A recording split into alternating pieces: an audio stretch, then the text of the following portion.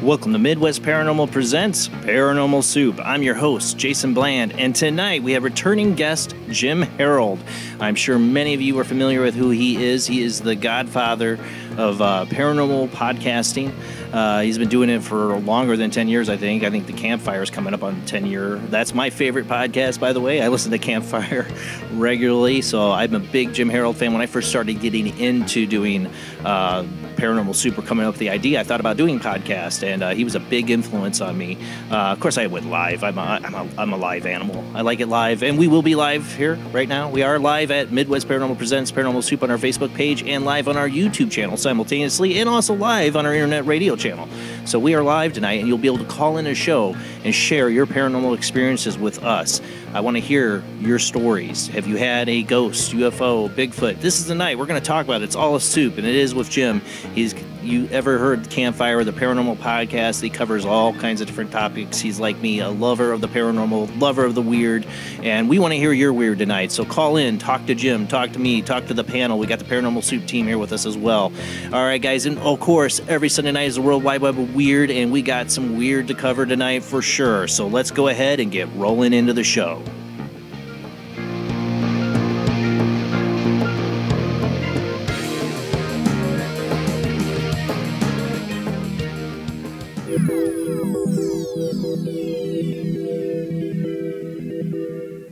Welcome to another night of Paranormal Soup. As I said before, I'm your host, Jason Bland. Tonight's guest, Jim Harold. He should be joining us. I think he is with us here. Let's go ahead and just pull up our panel. For people listening, we are a webcast, so sometimes our guests join us by video call. Jim is joining us by video call tonight. Let me see, who do we got in the panel? We have Jim Harold himself. How you doing tonight, Jim? Good. Thanks so much for giving me the opportunity to be on the program. I'm excited and really glad to be here. It's an honor to have you back again. We had so much fun before. You're in for the long haul, Jim. Last time it was a 2-hour show. This time it's going into the wee hours, but that's when my kiddos finally go to sleep. Of course, they're on spring break. So it's like, okay, guys, I know you don't have school, but I got Jim Harold on tonight. So shh. Because we got campfire ghost stories to tell. So they might be watching actually upstairs. So that's right. It is kid-friendly, people. It is kid-friendly. So if you call into the show, you have a crazy story to tell us, keep the language. You know, we're on internet radio. I know some people don't care, but I do. All right, we got my beautiful co-host with me as well, Jamie D. How you doing tonight, Jamie? Hi, doing good and just so excited. Such an honor. Been looking forward to this night. Attacked that whole day, me and Jim, and it's like not looking so good. And man, that win was something. Yeah, it was. It was kind of paranormal almost. It was so ironic I was going to be on the show, and it's like, come on, any other day, but not today. I know. We persevered and we made it. Yep, here we are. Also from St. Augustine, Florida, Rob Autry himself. How you doing tonight, Rob? Pretty good. How's everybody doing? Doing good. Now, we didn't get a chance to test, Rob. Are you going to try to run the World Wide Web of Weird, or I can do it? I do have it ready to go. Yeah, I've got it pulled up. You got it pulled up? All right, I'll let Rob run it tonight. We'll see. All right, we didn't get to go through this, so we have a little bumps. We'll be all right. But speaking of that, let's go ahead and roll into the World Wide Web of Weird.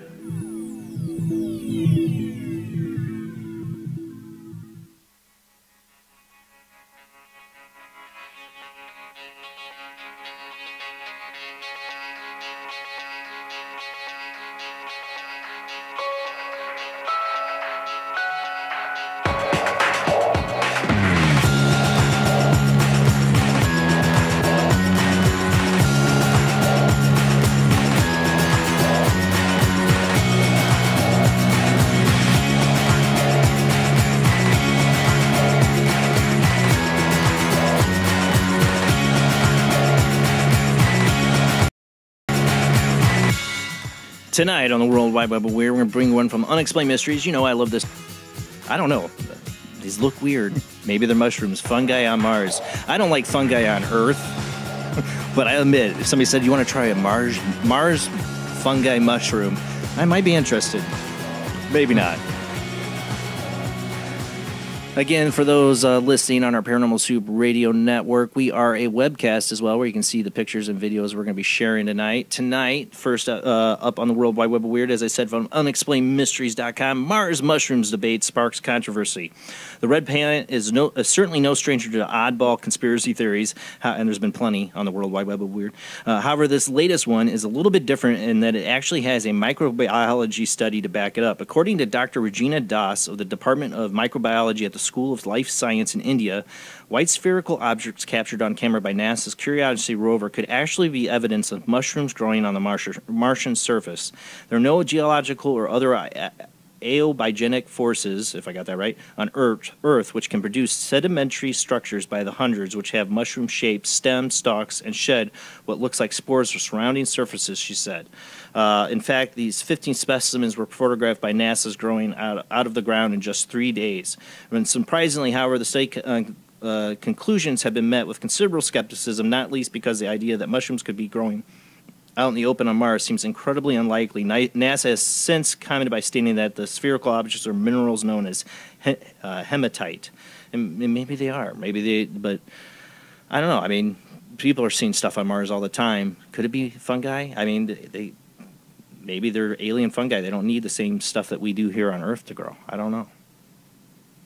I'm a little skeptical on this one, but maybe. I always like to keep an open mind. I'm never one to say never, but I don't know. I think NASA might have it right on this one. Yeah, then again, do you trust NASA? I don't know. That's what people bring up. That's a whole other question. I think it depends. Sometimes yes, sometimes no. I mean, there's so much stuff I exclude. I don't put in the World Wide Web of Weird of stuff people say they see on Mars. I did recently have one up where it was a perfect circle and looked like sheet metal on Mars. And I don't like to take a lot of those photograph things and put them up from the Mars things. People are spotting things on Mars all the time, but that was really interesting. Like, it was a perfect circle. There's no way in nature that's just going to form like that.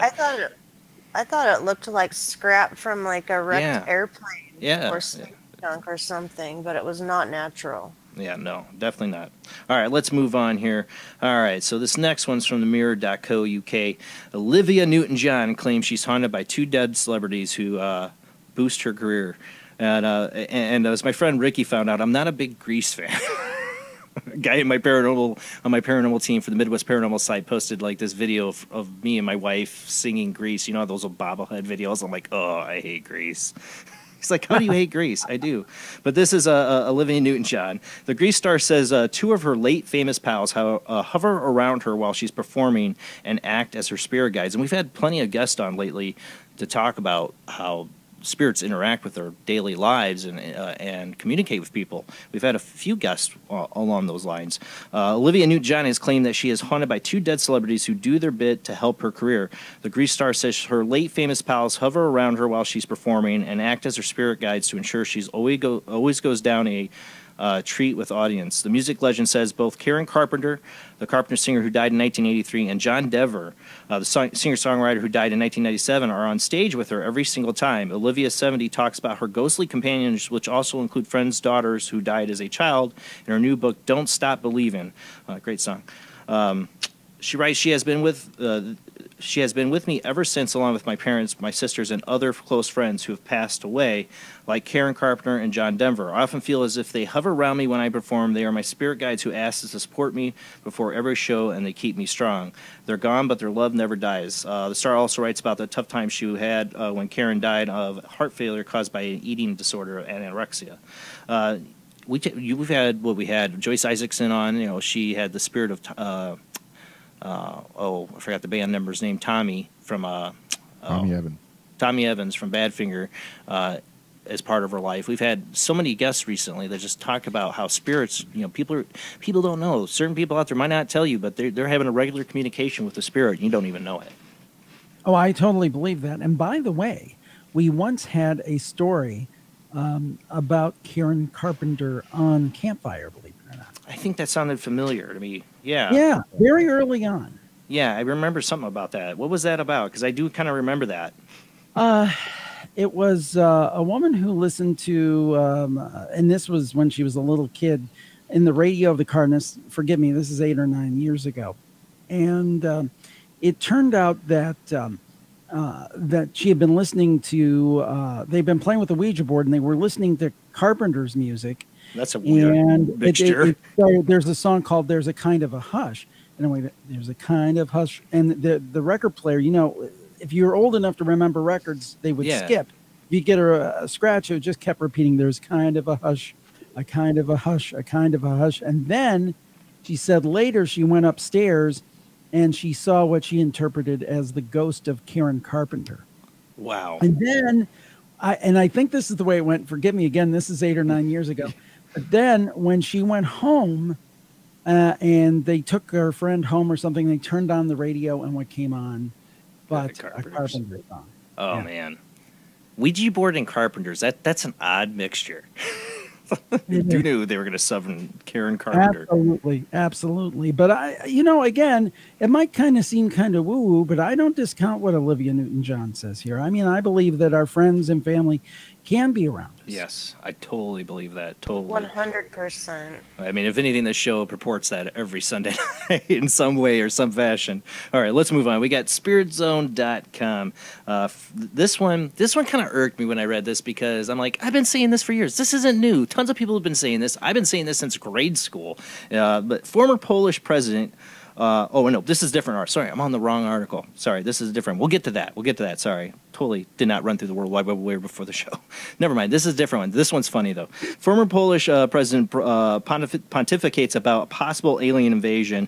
The former president of Poland surprises his audience at a recent speaking engagement when he began pontificating about UFOs and how alien invasion might unfold. Lech Walesa, who presided over the country from 1990 to 1995, reportedly made the remarks while addressing a civic group in the town of Krosno, maybe that's how you say it. Much to the astonishment of those in attendance, the retired politician indicated that he has become a believer in the idea of intelligent extraterrestrials not only exist but could pose a threat to the safety of Earth. Specifically, Walesa said that there are 3 levels of intellectual development in other galaxies, and sadly, the human species occupies the lowest tier. Well, that's not a big surprise. As such, he cautioned that a visit from these advanced beings could be perilous for our planet. Should we try to challenge the ETs, we also observed they will interrupt us and cut us in half. The Earth will collapse.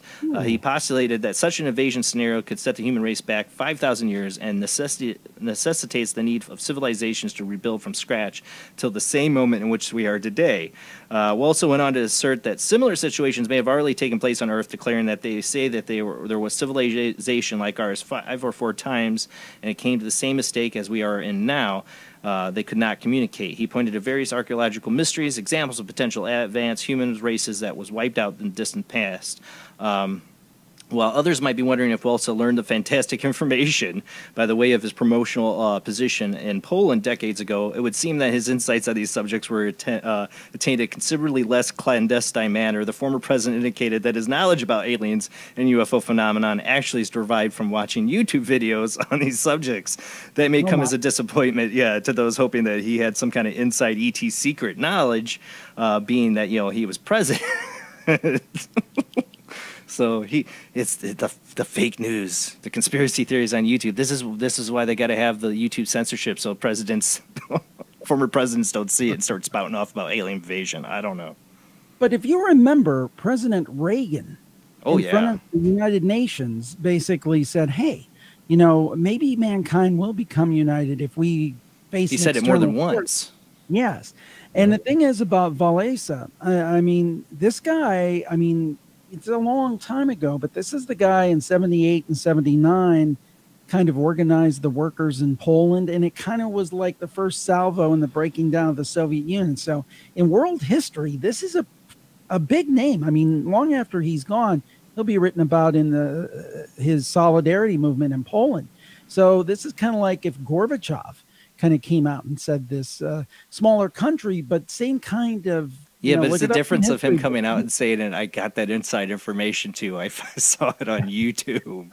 But maybe think about this. Okay, let's think about it. Would he want to say out, well, when I was meeting with President Reagan and President Bush, these different people, they told me this. He's not going to say that.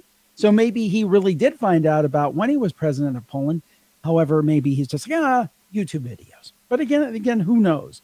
But I don't know. That's pretty impressive. Or it'd be the fact that when he took over, he had no information, but he wanted it. Like they say, like Bill Clinton had sent people to try to find out information on Roswell and other alien evidence, whatever. That they seem to be shut out. Even though they're president, they're not getting any insider knowledge. That's true. I mean. You hear that there's a shadow government and the president's only told what they want him to know, whoever they are. Best scene in Independence Day is when the president's like, "There's no such thing as Area 51," and blah blah blah, and they're like, "Sir, yeah, there might be." All right, let's move on. Speaking of UFOs, this one's been very viral. Falling object in Anchorage skies caught on video. This is from KTVA.com. An object was recorded in the skies over Anchorage Tuesday night, but the truth wasn't out there when KTA checked with the various federal agencies. A video submitted to KTVA Wednesday by Adnas Ba shows a plume falling an object tracking across local skies as two people discuss it. You see that? It's something falling. I don't think I have the audio on this one, but definitely falling. A male voice agrees. Facebook user Baby Kang said in a since deleted Alaska Scanner Joe post containing 2 photos of the object that they saw at 8:23 p.m. Tuesday. It didn't look like an airplane or one of those jets. It was bigger, super slow, and red. I tried to get a video, but I got further and smaller. On Wednesday, Kang said she deleted the photos because she didn't want people to think I was seeing aliens. But, man, what is that? Ooh. It looks like it's heading straight down. A balloon falling? A weather balloon? Does look like a balloon a little bit. A weather balloon could be it. It's falling, and it's, how it's so long and it's been up there. Maybe it is, but you think somebody would report it. Kang saw the object. She was headed west on Diamond Boulevard, but her photos didn't do it justice. But it was much more awesome to see it in person. She wrote, "It really didn't look like a plane or a jet."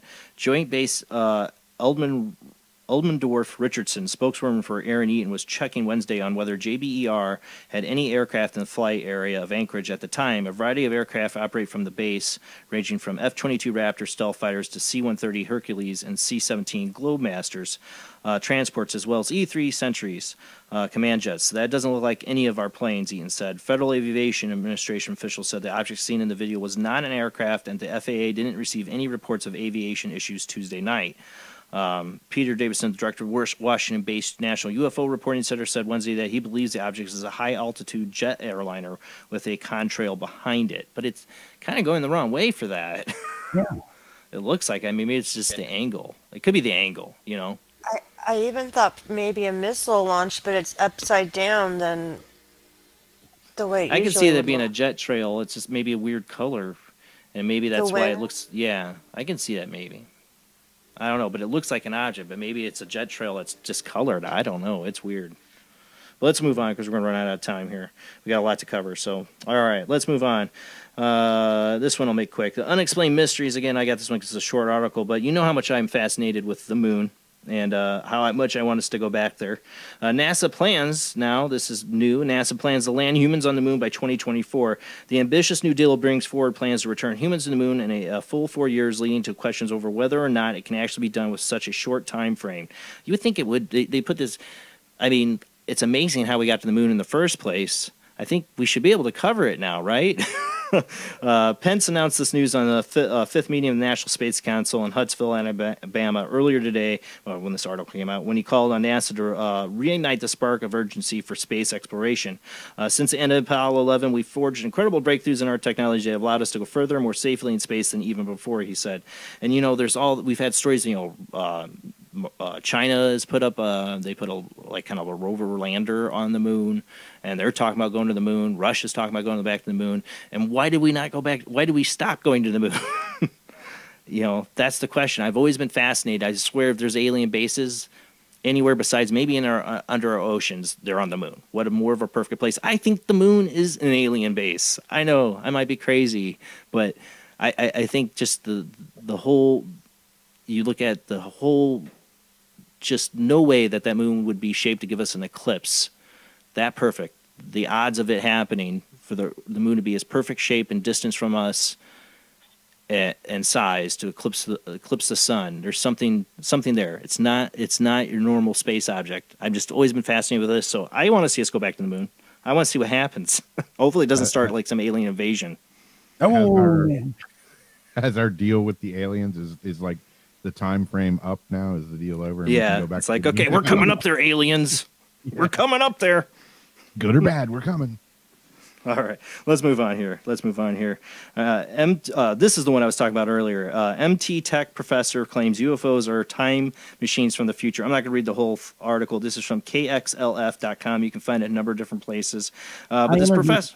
Yeah, go ahead. I interviewed him. You did? I want to interview him because this is what I see. I'm not ticked at him.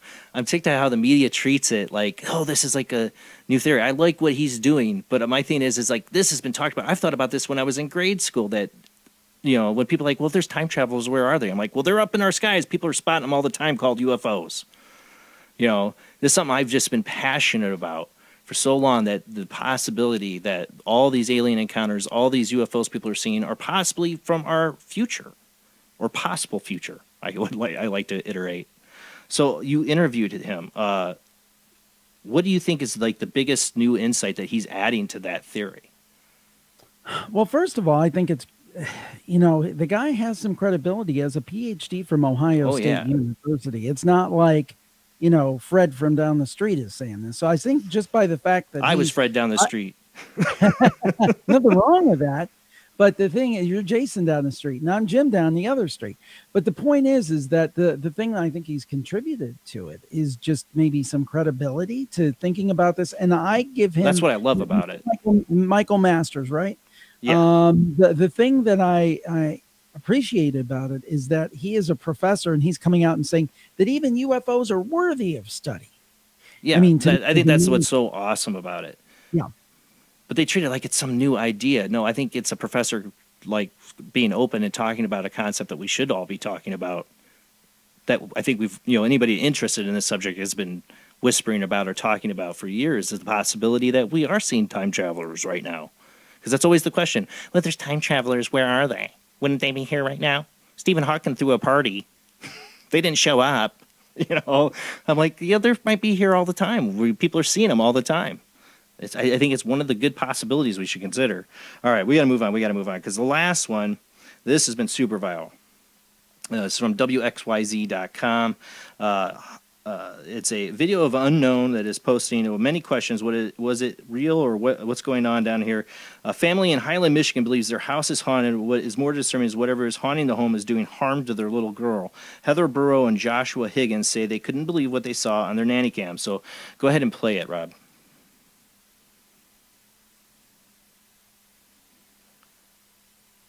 It's kind of hard because you got the thing up in the middle there. Now, the thing already happened. It should go back to it and play it again. There it is. So you see this walking by, and it looks like it's translucent in the way that it walks through. It just looks like CCTV to me at night. We have them all over the house. That's the thing. People who watch CCTV have seen this. I watch it all the time. Yeah, I see it by the fireplace all the time when you see like darker holes than other, and it's trying to adjust, and the IRs are. Well, and here's my point to this video. There's an object right in front of it. You see the blinding white of the IR light hitting that? All right, no, that's going to screw up the background. That IR could probably go further, and actually you would see the person in the background. I think that's a real person walking. Maybe. I think it's a real person. It looks translucent. It looks bad. Oh, yeah, because it kind of glided away. Yeah, I think it's a person walking out of the room. Look, the TV's on in the background, okay? And you have this object really up close to the camera. When you do that, anybody who's watched CCTV footage, it's going to distort it. It's going to make things in the background look translucent or weird because the IR light's not totally picking it up. And it's being blocked by that object that's right in front of the you don't want to block your camera. So maybe it's something paranormal. And now they had the scratches on the kid's face. I'm not going to read the whole story because we're going to run out of time. You can find this, like I said, WXYZ.com. They did find scratches on the little girl's face, and maybe there is something going on. But there's also a lot of criticism on this one because they put up a GoFundMe page because they want to move. I don't know. Scratch their faces with their little nails too. I don't know. I don't know if that's their motivation or they really are haunted and they do want to move and they are putting a GoFundMe up. That could be the possibility. But I think, I can't call that paranormal footage in the video because I've seen people look just like that on IR footage when you have an object obstructing the view. I usually make sure that doesn't happen. When I set up cameras, I try to make sure nothing's blocking it so you don't get that effect. But I've seen that effect. I've seen it happen. We've had plenty of we've had some footage on here before where it looks like somebody's disappearing off in the background. No, it's the IR light losing them. And sometimes it's the video catching up too. But I think that most likely isn't paranormal. That's it for the World Wide Web of Weird, though. Tonight's guest is Jim Harold. I want you guys to call in tonight with your paranormal stories and experiences later after the second commercial break. Right now, this is going to be the first one, so I'll give out the phone lines in a little bit. But call into the show and tell us about your paranormal experiences. We're going to be talking about Jim's own experiences in the paranormal and some of the great calls he's had on the show. I'm a big fan of Campfire personally. That's one of my favorites, Jim. I've heard some real good ones. The last Campfire you put out was really good, I have to say. So I can't wait. Oh, by the way, guys, last week's show with Bill Bean, I am working on editing pieces of that video down because Anita and Chris, that were special guests on that show, tabulated or went and tagged a bunch of spots where they heard EVPs during the live show.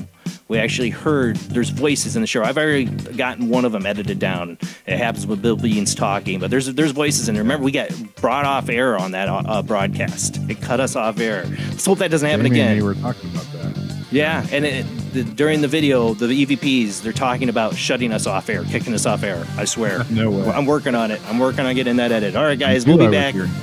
Oh, yeah. All right, we'll be back after this commercial break.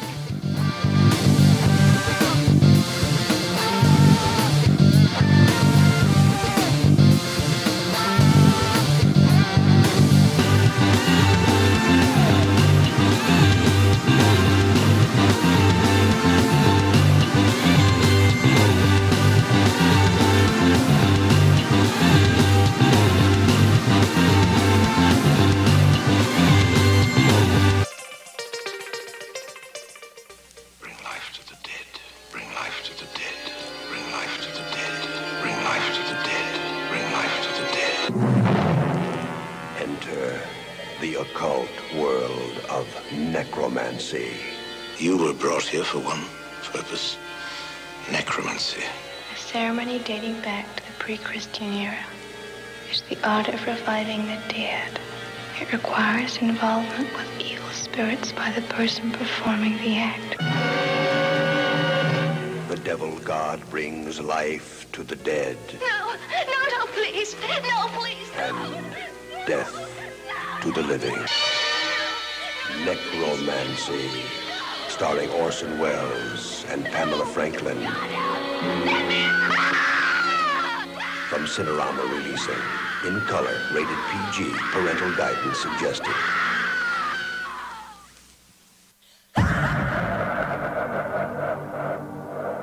If you are interested in discovering the truth about the paranormal and want to hear from leading researchers in the field, join Justin Brown on his 3 weekly shows named My Paranormal Soapbox, Necromancer Live Show, and the Supernatural Symposium, live on Facebook, YouTube, and InterfaceDeath.net.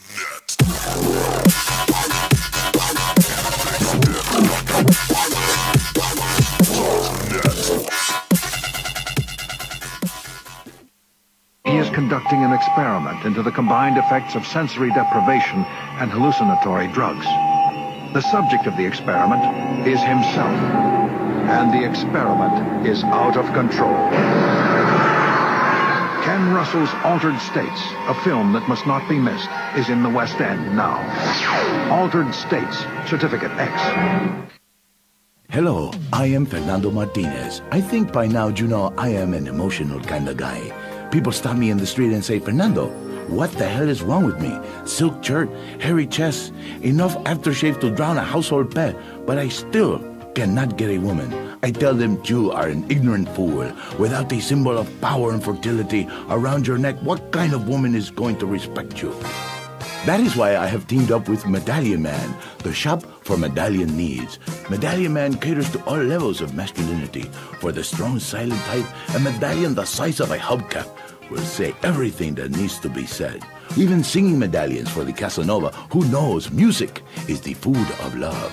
Model trains, dollhouses, diapers, whatever your interest, we've got the medallion for you. Don't forget, every woman knows if you can't support a medallion, you can't support a family. This is the sound of a space clock aboard a U.S. satellite 180 miles above the Earth. No one winds up this timepiece. It's powered by a tiny battery, a battery that delivers power for years without replacement. Now the same type of battery, the Duracell battery, can bring new reliability and long life to your battery-operated equipment. Radios, cameras, toys, all run far longer. Duracell batteries, the long-distance power cells, outlast any ordinary battery. The same type of battery that keeps space clocks running for years can bring long life to anything powered by batteries. Dura, as in durable. Cell, as in power cell. The Duracell battery, made by Mallory.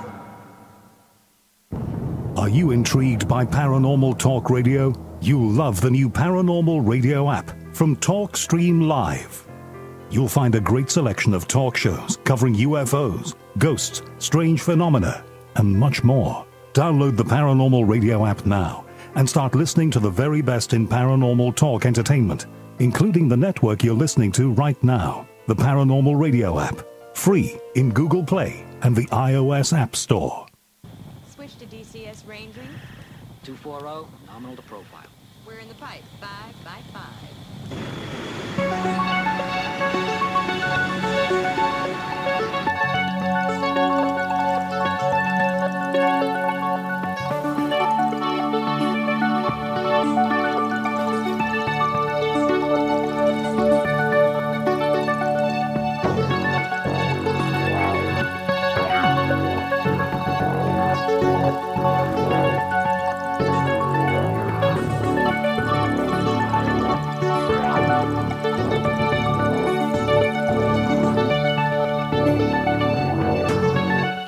Tonight on Paranormal Soup, our guest is Jim Harold. Having begun past podcasting on the Paranormal in 2005, Jim Harold is among a handful of pioneers of the medium. His programs have stood the test of time. The Paranormal Podcast and Campfire remain among the most popular in the genre. Jim has developed a loyal following that spans the globe. In addition to his free podcast at jimharold.com, Jim Harold also hosts a series of premium podcasts on his supernatural and related subjects at jimharoldplus.com. As a result, he has become a published author of the Campfire series. The first book was originally published by traditional publisher New Page Books, and since then, Jim has taken the books independent. All 5 books are available on ebooks and in paperback. You can also find them at jimharoldbooks.com and amazon.com.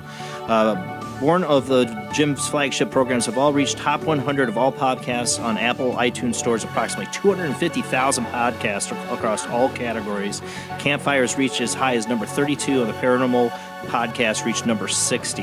In 2005, Jim created the Paranormal Podcast. After over a decade of working on the business side of media, Jim decided it was time to dust off his broadcast training and step behind the mic. A lifelong interest in the paranormal combined with a love of broadcasting and technology has resulted in some of the most successful podcasts of their type to date. Jim has worked in radio, business, and business media and technology and industries. I think we had Jim on about 2 years ago. For me, when I started doing this show about 4 years ago was when I started getting the idea. A friend of mine said, "Have you heard of the Campfire podcast by Jim Harold?" I'm like, "No." He's like, "Oh, you should check it out. It's totally along the lines of what you're talking about trying to do." And I have been hooked ever since. It's one of my favorite podcasts to listen to is Campfire, because it's everything I love about the paranormal, people's real stories. And if you've never heard Campfire, I encourage you to go hear it, because you're going to hear people's real stories, and they're put together so well. And that's what I love about the paranormal is everybody's experiences. You can call in tonight and share your experiences. I'll give out the phone lines in just a little bit. We'll take you after the second commercial break. You can call in a show and tell us your paranormal experiences. But for now, let's get to our guest.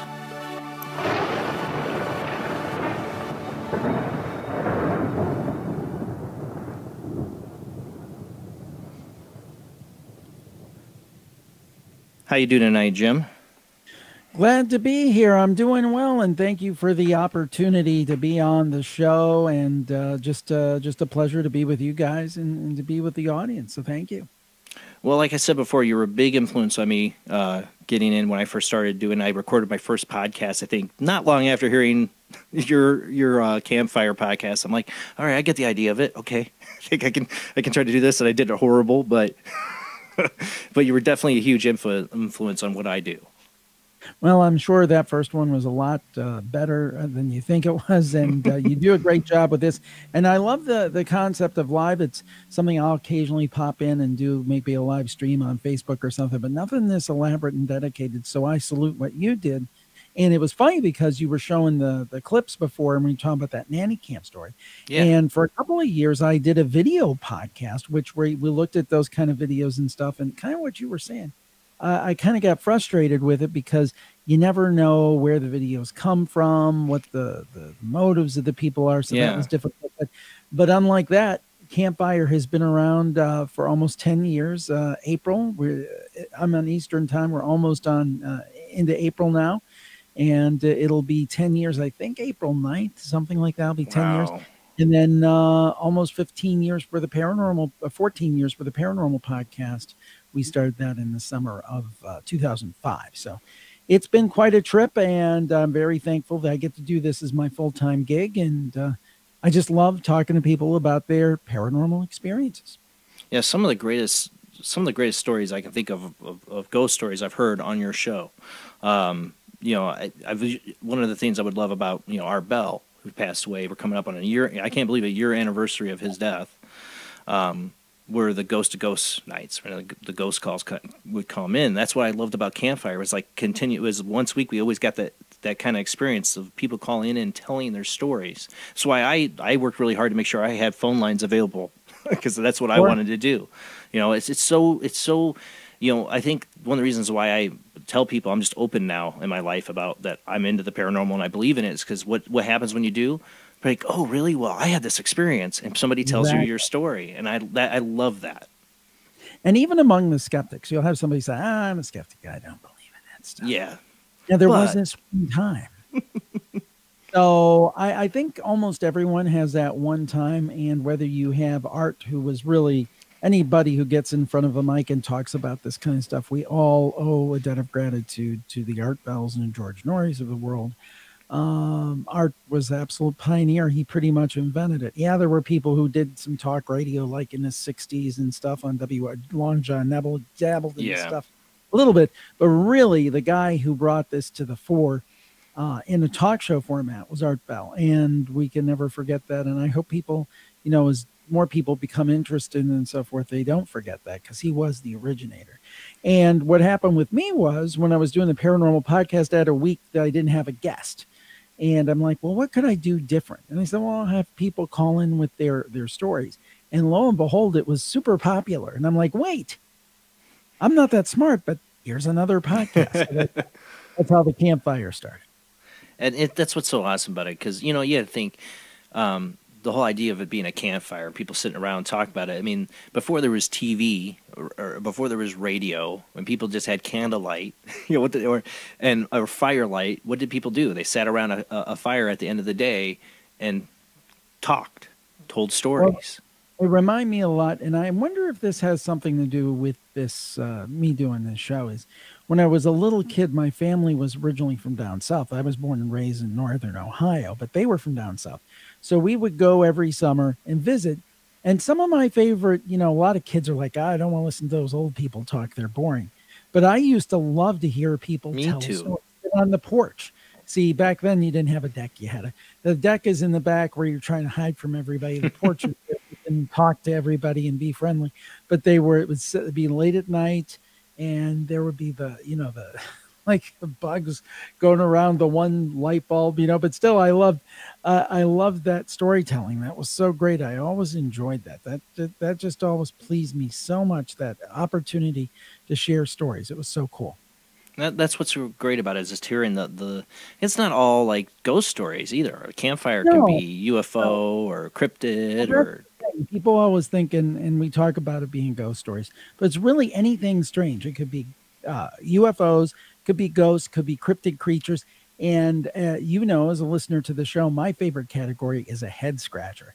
It doesn't really fit into one category or another, but it's kind of something that makes you go, something weird. What's that all about? Yeah. Well, those head scratchers a lot of times involve too, like a mixture of all. I call them the Holy Grail, or the three trinity of paranormal, is like UFO, cryptid, and ghost. Like sometimes they fall into all three of those categories. Those really weird ones. And you can have something that's not a ghost story, but I'll give you a personal head scratcher that happened to me about a year and a half ago. I was on a paranormal cruise with Micah Hanks and Rosemary Ellen Guiley, both great people and excellent in what they do. And we were at a day at sea. So we were in the conference room with the attendees, giving various presentations about different topics: UFOs, ghosts, the jinn, whatever, black-eyed kids. And I had a little bit of a cold, so I was going to go get a cup of coffee during the break. So you had to walk through the casino, and I saw one of the attendees playing this crane game, the claw games where you kind of get stuffed toys and stuff. Well, this would have money in it. And that's my kind of crane game. Yeah.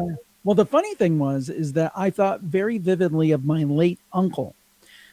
He loved those games. He loved anytime he would come out of a store, he would play it, and he'd spend $10 to win a 99-cent toy, right? Right. And then he would always give them to whatever kids were around, my kids, somebody else's kids. Oh, take these toys.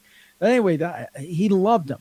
So anyway, I thought of him very specifically. It was an uncle, not just a normal uncle relationship, but actually more like a second dad. So very, very close. He passed in 2013. So anyway, as this guy's standing here, this woman walks to the right of him and stops. And she says, John. Well, guess what my uncle's name was? Yeah. John. Oh, yeah. So the point being that I think somehow he manipulated the universe for that to happen. Synchronicity is a good word for it. Exactly. Like this weird coincidence that's too much of a coincidence to be a coincidence. Those are the ones that bug me too. Yeah, it's kind of like, well, what was with that? What was that all about? It's not really a ghost story per se, but I love the head scratchers. I love them all. Those are the ones I think lots of people are experiencing, Jim. I think a lot of people are experiencing those weird synchronicities, and it's usually, I think, like in a way that might have been your uncle manipulating things to communicate with you, at that moment in time. But it's like, how does it manage to pull all that together? It's what the head scratcher. Yeah, this particular time I was coming out of the room and that guy was playing the game and that woman came there and I had a sore throat and wanted some coffee. I mean, there were so many things because I think she was looking for her husband, I'm guessing, who was named John. But all that was used to get that one little communication to me. Don't know how it happened. Yeah, but that's what's fun. You wonder that's if the laws of attraction. Yeah, yep. But I've experienced this kind of synchronicity all my years of life that I can remember, of these weird synchronicities like this in life, and you just wonder, like, if this is something on the other side trying to communicate with me, how did it do it? How did it arrange? It's like trying to shoot pool and make all the balls land on the spot you picked on the table. And then you have the more straightforward stories. We had a story this week. You said you really enjoyed Campfire this week. Thank you for that. And it was one where a grandfather had passed and the whole family was sitting around for Thanksgiving dinner. And they were saying, oh, how we wish Grandpa was here. And there was a little boy, I think he was 3 years old. And he says, what are you talking about? Grandpa's standing right over there. And he's and Grandpa had passed. Oh, yeah. I love those stories, especially with the young kids where weird stuff happens. And I believe that little kids, it's not kind of been taught out of them. Exactly. They've not been told that you can't believe in this stuff. They don't understand that these things aren't real. So they tend to see. Plus, I always wonder if they're like closer to the veil because they're newer here. They're closer to that origin point. Whether some people believe in reincarnation or some people believe, you just have the one lifetime. But regardless, they're closer to that time of birth. So does that some way make them spiritually more tuned in that eventually we grow out of and we become responsible? But I always wonder that. We had a great campfire story years ago that I always remember that was from the UK. We get a lot of calls from the United Kingdom and England and so forth. That's great. And this one... it was a family, and it was a very nice day over there. They had the windows open. And I think the boy was 6 or 7 years old, something like that. And there was kind of a plane riding by, and it sounded like one of those old World War I Red Baron style airplanes, very so like primitive. Propeller, Yeah. And the little boy... said out of the blue, he said, oh, that sounds like the plane that killed me. Oh. He said, the plane that killed me? Yeah, the plane that killed me, when I had a different mother and we were all sitting around listening to the radio and the plane crashed and it killed all of us and he was flailing around and he said, yes, there was blood all over. And it's like, and the mom was like, she didn't want to really press him on it because it might be emotionally damaging to him or something. But she's like, she had another, and I think it was, I had another mother. My name was George or something like that. Wow. And I obviously he was talking about what sounded like a life memory. Yeah. And that really makes you think, where in the world would he come up with it? Because not exactly on television, you're not going to see a lot of World War I dramas these days. Exactly. Probably when this happened 15 or 20 years ago. And when I had another mother, I mean, that's just really weird. So another one of those head scratchers. Well, yeah, they had a really great one season television show was like, and they named it horribly. It's like The Ghost of My Child or whatever. I'm like, don't put the word ghost in there. It's nothing to do with ghost. And It was all about the children reincarnation. It had one really good first season, and I don't think they ever did anything else. I never saw anything else, but it covered those stories. And we've done a lot of shows recently on reincarnation. Something I had two very vivid dreams in my life that I woke up from both going, that was a past life. I knew it for sure. I've had guests on that don't believe in past lives. They say you're picking up on other spirits' memories. And that could be a possibility. That could be a possibility. I wouldn't necessarily discount it, but they're picking up on something. Yeah. I think they're definitely picking up something. There's really interesting work that was done out of the University of Virginia, and I believe it's still being done. Originally, it was Ian Stevenson, and then it was Jim B. Tucker, who has been a guest on the shows before. And if people are interested in reincarnation, this is a real academic who's looking at this seriously. So look that up if you're interested. Jim B. Tucker is his name, University of Virginia. Interesting stuff. Yeah, we've had some Chris Lee on the show, which I'm supposed to get a past life regression this week, but I might have to reschedule it. I'm sorry, I have to reschedule it. We have to keep rescheduling it. I got to get it done though. I want to do it because we're gonna have him back on to talk about it. So I looking forward, but I don't buy that it's a spirit he picked up because, I mean, I was a little black girl, and I think early 1900s maybe. Maybe after Civil War, I don't know. And the other, I was a monk in Vietnam, I believe. I doubt I'm just randomly picking up those spirits and I'm dreaming about them, having that intense of a dream. I am that person for sure. In my mind, they were past lives. It just, I'm a Gnostic. I question everything. I don't have a religion I believe in, but I definitely believe in past lives. Well, the one thing that's interesting to me, and it's something that makes me think about reincarnation, is how certain people have certain talents. Yeah.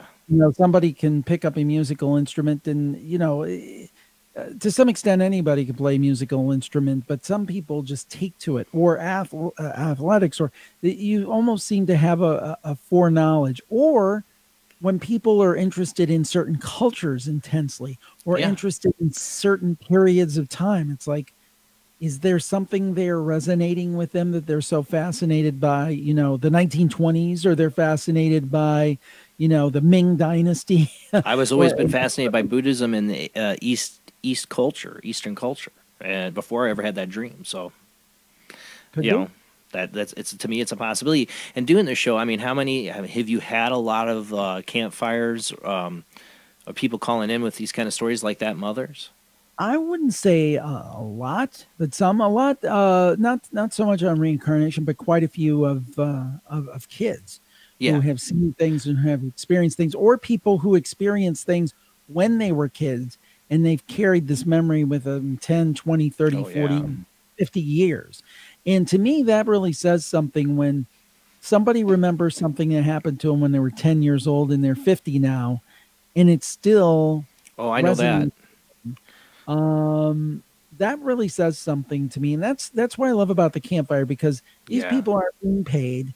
These people are, and I mean, it's a popular podcast, but it's not like they're going, on the CBS Evening News or 60 Minutes or something, or Dateline, where they're going to become, there's really no motive for them to come on there and just tell you a big tall tale. Exactly. So the thing is that the vast majority of the people, I think, are very sincere, and they've just seen something. And actually, Linda Godfrey, the great author, is coming out with a book in a couple months, and it's called "I Know What I Saw." And that's exactly the kind of feel of the show. Is like, hey, Jim, here's what I saw. It was weird. Take it or leave it. And that's the thing. Some people will say, "Oh, the show sometimes it's not scary enough." Or it's not about scary to me, though. It's about sincerity. It's about authenticity. It's about, here is the weird thing that happened to me. Now, I have a couple, and we probably talked about them on the show before, because they're a couple of the stories I tell the most, but they're truly Twilight Zone episodes. Then you have other things that are very, very simple. Very simple, very straightforward. Oh, yeah. I mean, I always say the most common one everybody seems to have, if anybody's had like one paranormal experience in their life, it's the loved one who's passed that's come back to them in some shape or form. I got to tell you, this is one we've not told in the show. This just, and you've got to understand, my wife and I, even though I'm very much, obviously a paranormal podcast host, that's my job, and I do believe in these things. We're not maybe extremely paranormal people. I mean, we're not ghost hunters and so forth, so we're probably less paranormal people than some people. But I think we both, I think that's one of the reasons that we got together, is we both have an interest in these sorts of things. But she was very, very ill 2 weeks ago. And it was quite, in fact, she was in intensive care. She had pneumonia. That's scary. She's saying she's about 90% now, so things are good, and we're happy about that.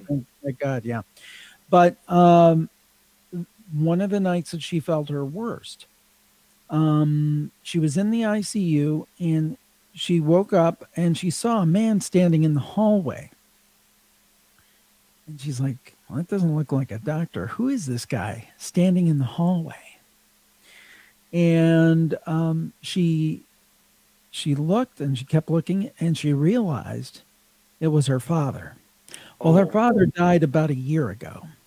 And she said he was smiling. Now, a lot of people would be very comforted by that, right? Yeah, right. She had the opposite reaction because of the shows I do. And, the knowledge that she knows that one of the signs that you're going to die is to see a loved one. She thought, I'm getting chills talking about, she thought he was coming for her. Oh, yeah, I can see now why she freaked. And thankfully that wasn't the case. And then she said she thought about it and she got this feeling that no, he was there smiling because she was going to be okay and that sort of thing. But that's another thing, the deathbed visitation. That is a fascinating phenomenon. And that is something that if you talk to healthcare professionals, that is real.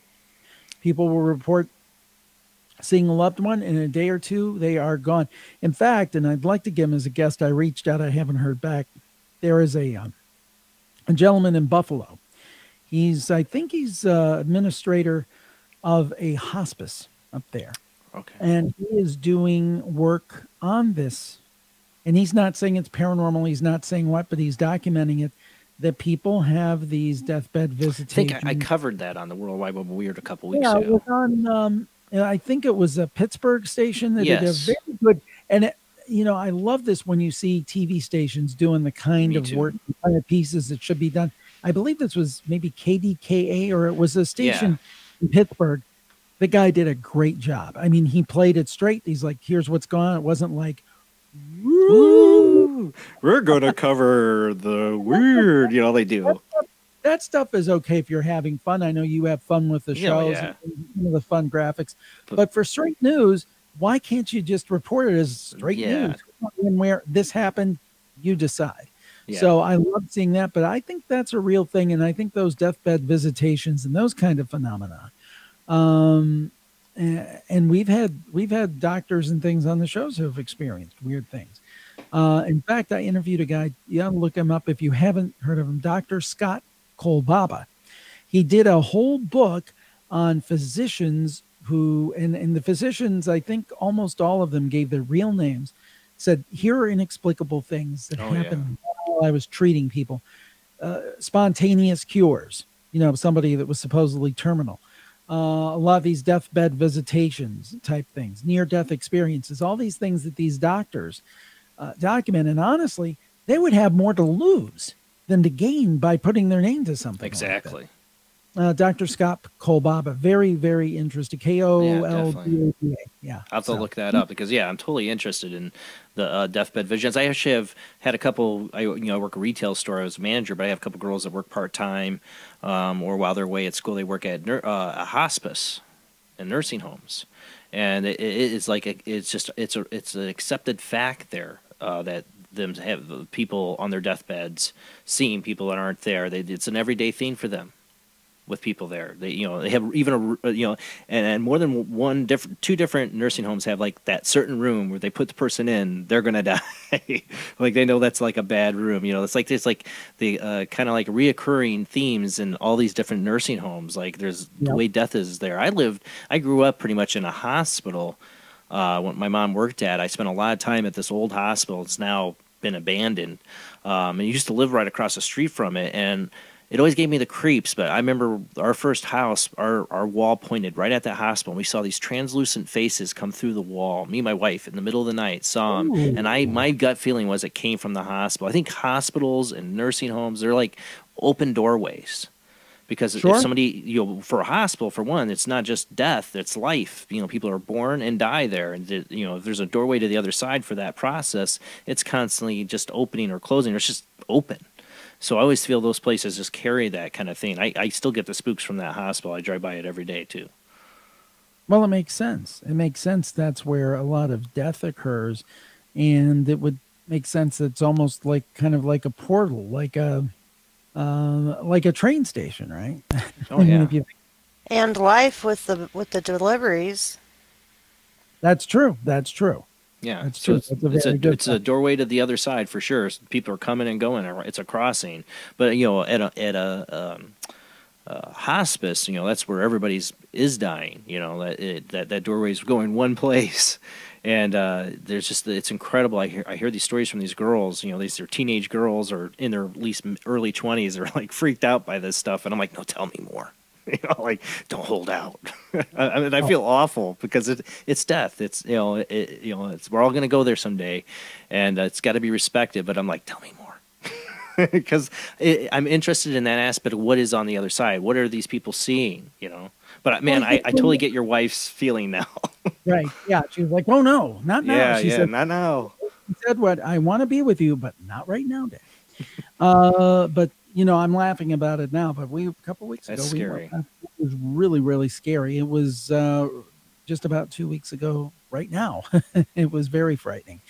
Now, what I was going to say though is that people will ask me, Jim, you've covered UFOs, you've covered cryptids, you've covered pretty much every area of the weird. And to me, when I talk about the paranormal, some people say paranormal, they mean just ghosts. I think that's with the TV shows and things. Not in my mind. Not in my mind. I'm that big tent guy. I believe I put it all. When I named the Paranormal Podcast in 2005, I wasn't thinking, oh, it's just going to be about ghosts. No, I thought basically my model was something like In Search Of. Anything you would be on In Search Of with Leonard Nimoy back in the 70s, that's what you would hear on my shows, any of those topics. So everything from the Bermuda Triangle to ghosts to UFOs to strange There's something so spooky and haunted, that gives the hair on your arms stick up when you watch In Search Of Leonard Nimoy. I have the disc, and I have to watch it, and I've got the complete collection right there on the bookshelf. I see it right now. That's awesome. And it's actually, on Amazon. I think it used to be you get it like for $40 or $50, very economical. I don't know, but anyway, I would not watch it by myself at night. I mean, in a house by myself, because that music was so. And Leonard Nimoy's crackling voice coming in. Yeah, but I loved that as a kid, and I think that got me hooked. It's like, I love this. I need to know more. That's why I started the Paranormal Podcast. But back to my point, if I ever get to it, is that people will say, well, what area fascinates you the most? And to me, you hit on the head, the afterlife. Because we're not all going to see a UFO. We're not all going to see a Bigfoot. We might not all see a ghost or even have one of those experiences. But I hate to be the one to break it to everybody. We're all going to die. So the question is, what lies beyond for ourselves, for our loved ones? One of the big questions for me, I mean, I've had most of my older generation of my family has passed now. I mean, really, the only one left is my dad. And, I'm pushing 50. I'm 49. And I wonder, will I ever be reunited with my family again? Will I ever get to see them again? What happens for me? And I was kind of brought up in a religion where, if you didn't do X, Y, and Z, you're going to hell. Yeah. And, that's still, when you're told that when you're a teenager, because that was the high school and the church I attended for a while, when you're told that makes a mark on you. So it's like, am I going to hell? Is there a heaven? Yeah. Is there an incarnation? Those are really, to me, the biggest questions. I think questions that everyone has. And I think that even people who think they've got it all figured out, where they're super religious and say, I know where I'm going, or people who say, it's the big dirt nap. Nothing happens. Yeah, I think nothing happens. People really wonder, even if they feel very self-assured. I think it's a big question mark. And I think it's the biggest question mark. Yeah, that's what I've always been the most interested in. I want spoilers. I want to know, where am I going? Because it's going to happen eventually. Yeah. I'd like to have an idea. I'd like to know if I'd ever see my children again. Yeah. Let's make that out as far as we can. But it's all going to happen for all of us. But you wonder why so many people don't look at that question deeply. So many people don't. So many people go through their lives and they don't want to look at it. They don't want to think about it, or they put it off on the religion they believe in. Well, that's what they say. That's what'll happen. or they put it to, like you said, the dirt nap. Everybody thinks about it. I think even like I said, I think I'm sorry, Jamie. I think everybody thinks about whether they admit it or not. Oh yeah, it's the fear of the unknown. Yeah. It's the ultimate unknown, isn't it, Rob? I mean, it's the ultimate unknown. Yeah. It's the undiscovered country, the future, death. It's what awaits us all. Not to get all dark and thin. I'm going to get back to one thing too. We talk about the children having the ability to see. You talk about the parents have that sixth sense moment. When the kid turns to the mom and says, "He's right outside the window." I've had that moment a couple times with my kid, and one of them was a past life, and one of them was him seeing, I think, maybe a dead spirit. I don't know. But I had the past life one where he just was adamant after waking up that he saw, "You were different, mommy and daddy, but you were my mommy and daddy, but you look different." And we were in a car, and we went off a cliff, and then the car crashed and exploded, and all this. Was really adamant about this. And I think he was like 4 years old. He was 4 years old.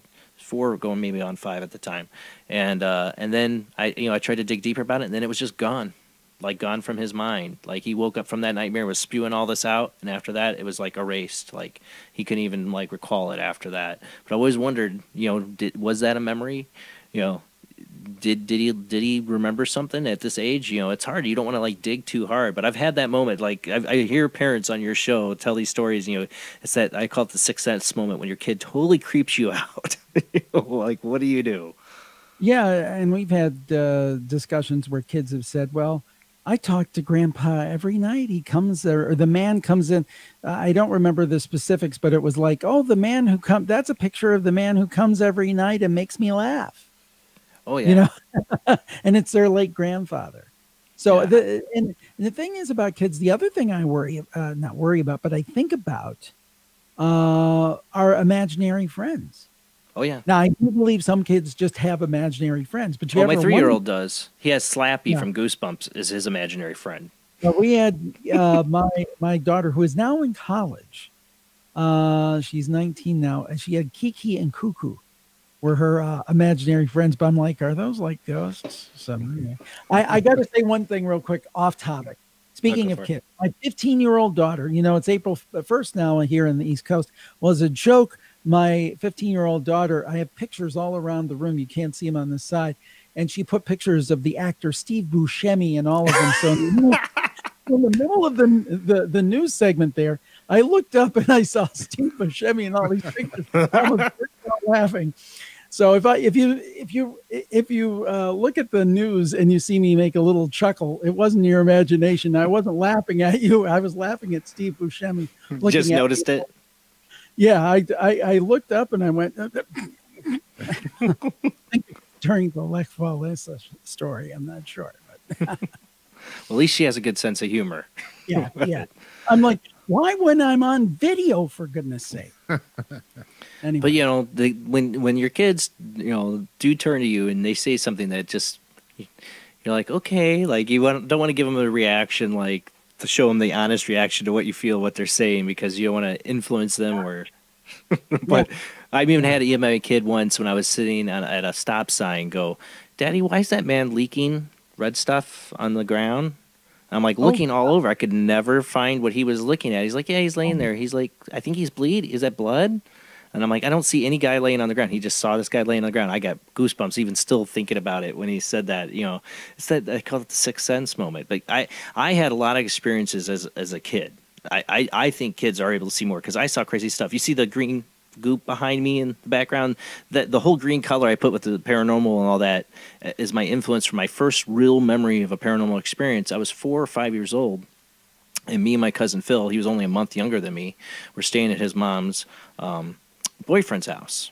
And they put us to bed that night, and we're in the bed, and I hear this like moaning kind of, and then like kind of crying. I even thought, is my cousin's mom crying? Is she crying? And the next thing you know, it started to like turn into like a loud wail, and this thing popped through the wall, and it was this green glowing head that flew around the room, and it was like wailing and screaming, and we put the blankets up over our head, and it got quiet. And I remember like I I went to go like lift the blanket to peek. My cousin's like going, no. And I like lift the blanket up and I don't see anything. And then this thing came down on top of me. I threw the blanket over my head and my cousin jumped off the bed and we ran out the door as this thing was like swirling around the room. This green floating head. It looked like the Wicked Witch of the West from Wizard of Oz, the face. It was like the green glowing head. Have you ever, in your encounters, all these stories, ever encountered anybody with a similar story? I did one person. I don't think so. I really don't. I don't recall anything like that. But that's why I have the green goop. I've always been. You talk about you mentioned earlier about how these things stay with people for 30, 40. That is seared at 4 years old, seared into my mind. Now, when I was 13, I was hanging out with that same cousin, and I go to him, "Hey, you remember that green floating head?" He goes, "What?" I said, "You remember the green floating head we saw when we were little kids?" And he's like, "I thought that was a dream." He wrote it off as a dream. He got all white in the face. I'm like, no, buddy, that was real. I remember it. I don't remember the specifics, but we did have someone who saw, like, as a kid, a ball of energy, and it ran into a room, and he and I think his mother tried to chase it, and it just evaporated into a closet or something. Oh, wow. I did have that. Now, one of the strangest stories I had from someone was, and we get a lot of these stories where people will just kind of like you, they'll experience something and they'll kind of ruminate on it for a decade or two. And then they'll mention it in passing to someone and say, "Oh, I saw this in our house." And they'll say something like, "Oh, you saw that too." Yeah. And one of the weirdest ones, because most people would just laugh it off, but a guy claimed this is probably 50 years ago at this point, when he was a little kid in the late 60s, he saw a leprechaun. Oh, wow. And for years, he thought, "Oh, I'm just imagining things or whatever." And then years later, decades later, he's talking to his brother and said, "Oh, I saw it too." And again, I don't know that he really saw a leprechaun, but I think he did see something. And I think that maybe an alien. Exactly. Not saying it was an alien, but some kind of spirit or something. And I think that our brains, we look for patterns, or we look to assign meaning to things, right? So one of the things that we're familiar with growing up is the concept of a leprechaun. So maybe what he saw, I'm not really sure that there was really a leprechaun looking for his pot of gold, but I wouldn't be surprised. Looking for my Lucky Charms. Yes, exactly. Stole me pot of gold. But I do think that he saw something that he interpreted as a leprechaun. Then I had someone who said, woke up, and again, after 10 years, sometimes the fine details on these stories go. But he best, and this was probably in the late 70s, early 80s, what he best interpreted is a bunch of little tiny robots in his house. And he woke, and I said, "Was it a dream? Couldn't have been a dream." He said, "No, I was absolutely awake. No question. I was awake." And, and then I fell asleep and they were gone, and that was it. And he doesn't have any idea. Guy's a professional, no reason to make this up. He saw what he interpreted as little tiny robots. And sometimes I wonder if we get our signals crossed and we are seeing things, but we're interpreting them as other things. Now, whether that is just our brain looking for patterns, or if it's some kind of screen memory. Yes, exactly. A great, have you ever talked to Mike Cleland by any chance? No. Owls. Yeah, I know what you're going to get to. Very strange birds. Yep. And there are a lot of screen memories related to the owl. And he's done a couple of really good books I would called love to talk to him. The Messengers and The Messengers 2, I think. Yeah. Fascinating stuff about the screen memories. And it actually reminds me of a story that happened to my parents. And this is probably there are two stories that got me started on this path. Two of my campfire stories that I've heard since, I was conscious. And one was my dad and my uncle, and the other one was my dad and my mom. And my dad is 83 years old, and he'll still swear by both of these stories. And he tells them exactly the same way. Not a detail has changed. Believe me, my dad was a steel worker. He was from West Virginia. He grew up salt of the earth guy. Believe me, he doesn't have a pyramid under his bed or anything like that. His story was him and my mom. I was probably about a year old, and we were at my grandparents'. They dropped me off. They were watching. I guess now I don't want to know why, but they were almost like in this lovers lane area. I don't want to know anything about yeah, it. no, we don't want to know about mom and dad doing a lovers lane. No. But anyway, they were parked, and all of a sudden they said that there was a huge flash in the sky. And the way my dad described it at that time, he had an old 68 Buick. And you remember the old analog clocks that they used to have. He said that it was pitch black, and then this light was sustained for a few seconds, was so bright that he could read the numbers on the clock. Okay. So they thought that was weird. Then my dad said he turned to his left, and out the driver's door, he saw what he interpreted it. He always called it a man in a welding mask who had his hand up. I remember this story. Yeah. And then I'm getting chills just talking about it. Then he said, okay, I'm getting out of here. So he guns a car and goes down these little one-lane dirt roads. And the way my mom said it, and I'll just give it to you the way she said, Lane, I saw the biggest birds in my life up on the side of the bank. And they had huge, huge wingspans, they said, which reminded me of the owls. Yeah. In the screen.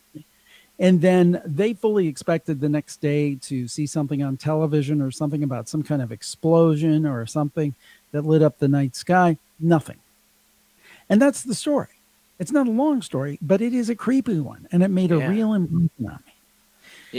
You wonder if your dad was just like his, he saw a man in a welding mask, but that, like you talk about how the brain interprets things, Exactly. Like the shock of the moment, his brain immediately interpreted that's what he's seeing, but it could have been something completely alien. Yeah. That's what I'm thinking. And the thing with the explosion, and then, or not the explosion, but the light, maybe that was the UFO, then that was the being. I don't think they got into missing time or anything like that. At least they never said that. But then they see these large birds, which it's not like they knew about people having missing time back then. Yeah. Yeah. Well, I mean, I think what was Betty and Barney Hill, that yep. was like 62 or 61. It was very, very early on. Yeah. This would have been 1970, I'm guessing. Yeah. Probably 70. So yeah, wild stuff. The other story, I'll just share it with you because it's a good campfire story. The other one I heard in my childhood was my dad lived with my uncle over a bar, had an apartment over a bar. And there was one way into the apartment and one way out. So anyway, there was this old guy who used to go down to the bar and get drinks, and he had died. And this had to be about, I would guess, 1959. So anyway, so my dad was probably, what would have he been? It would have been like 23, 24 years old. He had been in the Army, and then out of the Army, he started in the steel mills. So anyway, they're both asleep, and my dad wakes up, and he sees somebody standing over him. My dad was a big guy, big, burly, 6 foot tall, strong football player. And he said he swung as hard as he could. Air. And there was like this guy looking over him, laughing at him, smiling. And it was the guy the dead guy in the picture over the bar. Oh, man. Oh, my uncle was kind of acerbic, and he would tell you if he thought you were full of BS. And he's like, oh, you're just imagining it. You're just some new age. This is hilarious. About 2 weeks later, my dad's asleep. He hears this huge commotion. And my uncle was about 6'2" and about 20 pounds heavier than my dad, and probably even stronger and scarier at that time. He was a football player too. And he took a big swing at something, and he woke up and he said, you know that guy you told me that was standing over you laughing the other day? Well, he was doing it to me too. And I mean, maybe on some level, hearing these stories when I was like 5, 6, 7 years old, maybe it set the stage for my fascination with these campfire stories, because those are two really good ones. Oh yeah, I mean, I know my whole life has getting into this has been influenced by my experiences and the pretty much my experiences that became my stories, because it's what I know. I mean, I talked about the green floating head. I also, one I've told a lot is my mom would hear me say, things that kids say the darndest things, Yeah. My mom would be getting ready to leave, and she'd be like, who are you talking to? We'd be in this little apartment, first floor apartment. There's it's a whole complex. She's like, who are you talking to? I'm like, the little girl. And I remember, in my mind, playing in the apartment and outside the apartment with a little girl in a white dress, and she had dark hair. And I remember her. And I also remember playing with a little boy. But my mom would say, okay, well, let's go. Well, she went to a famous psychic in our town, and that psychic, told her a lot of things that were true. I mean, it was dead on about stuff. Says, oh, and the little girl your son's talking to, my mom didn't tell this woman anything. And she goes, yes. She goes, that's your daughter you miscarried that he's talking to. And which she had a miscarriage. And I remember that little girl. And my mom told me the story years later. I'm like, well, there was a little girl I played with. She's like, no, there was never a little girl in that apartment complex. There was a little boy you played with him. I go, yeah, I thought it was his sister. She goes, no, he didn't have a sister. There was only the little boy. I'm like, I remember in my mind that little girl. That she stuck with me this whole time. And it was years later doing this show, we were doing, I don't know if you've seen, we do live spirit box shows. Right. We have the spirit boxes, and people call in, and we get responses. I mean, the last show, we were doing spirit boxes, and the spirits were still trying to talk through with Bill Bean on. So we get some spirit communication on here. But we were testing that out, early stages, like 3 or 4 years ago. We were testing this out, and I get a bad feeling. And I just said, I'm going to go check on my kids. I'll be right back. I go upstairs, and we run the spirit boxes. I go upstairs, and my son's hiding under a table. I go, what's going on? What's wrong? He goes, there was 2 strangers in our house. I go, strangers? Yes, there was 2 strangers in our house, a little girl and an old man.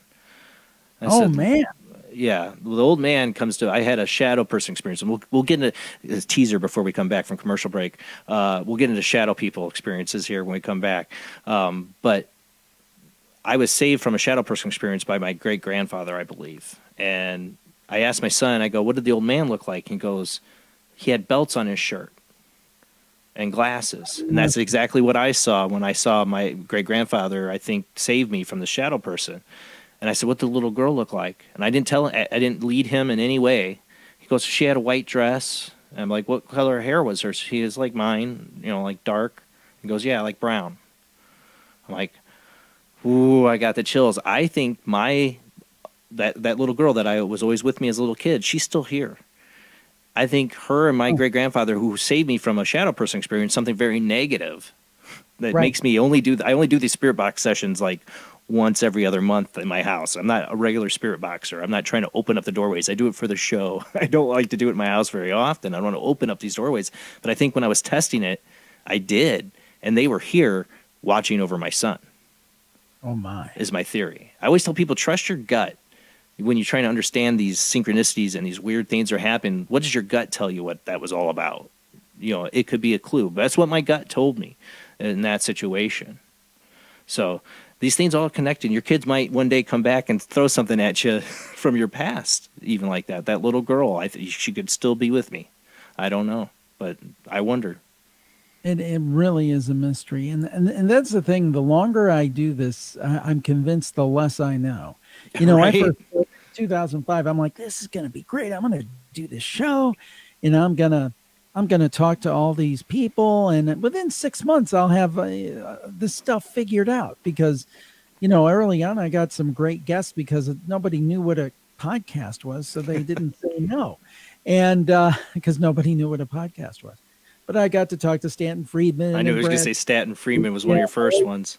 The late Brad Steiger, who my favorite all-time guest, and many other of these great people. I'm like, I'm going to figure all this stuff out. I'll tell you, it's 2019. That was 2005. I have more questions now than I ever did. I'm just exactly I'm more convinced that something's really going on, but I'm less convinced what it is. Yeah, just more questions. So I'm the constant agnostic. I become more and more of a believer. The more I hear my guests on here or people who call into the show and share their experiences, listen to Campfire, become more and more of a believer in the reality of it, that there is another side, that there are aliens, that there are Bigfoot. I've never seen a Bigfoot, but I believe in it because I've had people on here, I really believe them when they say what they saw. I've had all these experiences, but like you said, it just brings up more questions. That's the reason why I named the show Paranormal Soup. My biggest question is all this stuff in any way connected? And aliens, Bigfoot, ghosts. How do these things interconnect with each other? Is one of the biggest questions I have. Yep. Like the more you hear, the more you hear, the more you learn, the more questions you have. Exactly. That's right, Rob. That's exactly right. And that's what I think some of my favorite stories you've had on the campfire are the ones, like I said, that you call them the head scratchers, but some of those that can incorporate a little bit of the aspects of one of the other fields of paranormal, like together, like, just not the synchronicities, but somebody who has a paranormal experience. Some people would call it, well, that's a ghost experience. While others would be like, no, that's a scream memory. You were abducted, like how do these things play? Or aliens and demons related? There's so many things that we ask if they're connected. Yeah, there's one story that before the break, I'll tell you that's one of my all-time favorites. It's pretty elaborate, and it may not quite get to that, but it's certainly a head scratcher. It was about a law enforcement officer in the American Southwest, and he got this call that there was kind of this, for lack of a better word, crazy man, kind of feral almost. He was running around nude, and he was like going to jump off of a bridge onto a freeway. And, they don't know what they were dealing with this guy. And so they go, and this guy's like cut. He's bloody. He's like, there's like, the way I visualize, there's like woods. He's climbing through the woods, and they finally apprehend him. He's naked.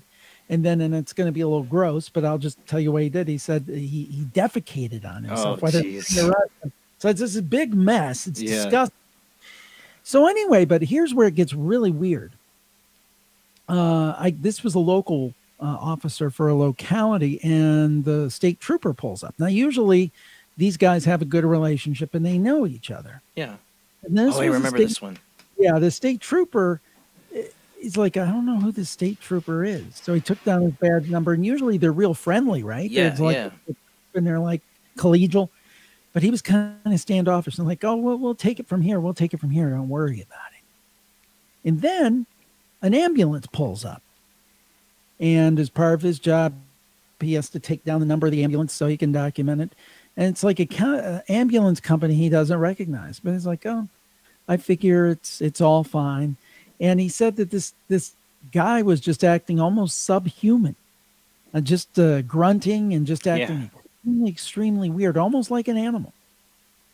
So anyway, he gets back and he talks to the other cops and said, this guy, or nobody knew him.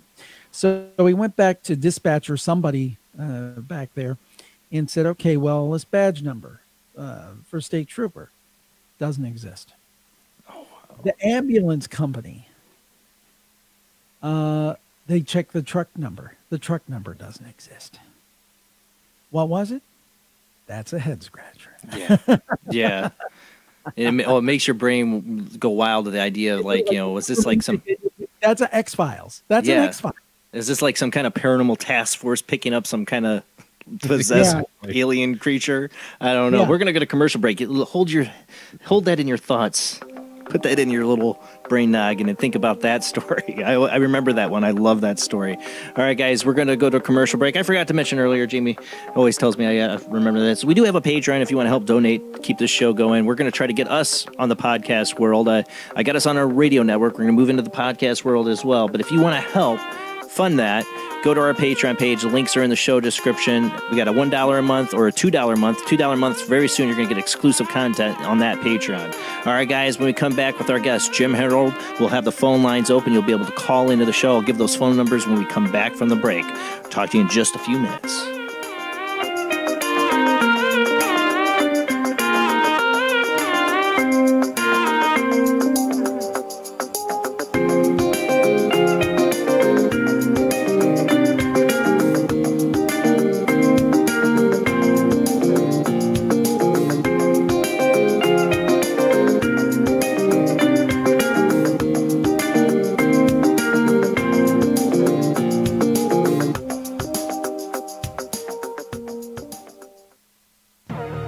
Intercepted the transmission of unknown origin. Transmission?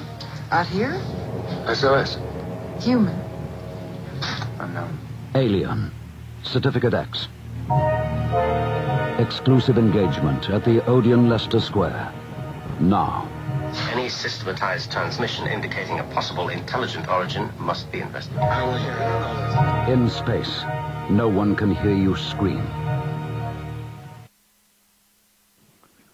Paranation Magazine is a new paranormal magazine based out of Denver, Colorado. Our goal isn't just to give you the best paranormal content out there, but to promote paranormal unity. We're doing this by giving everyone an opportunity to tell their stories and to share their experiences. For more information, follow us on Facebook at Paranation Magazine and soon, paranationmag.com.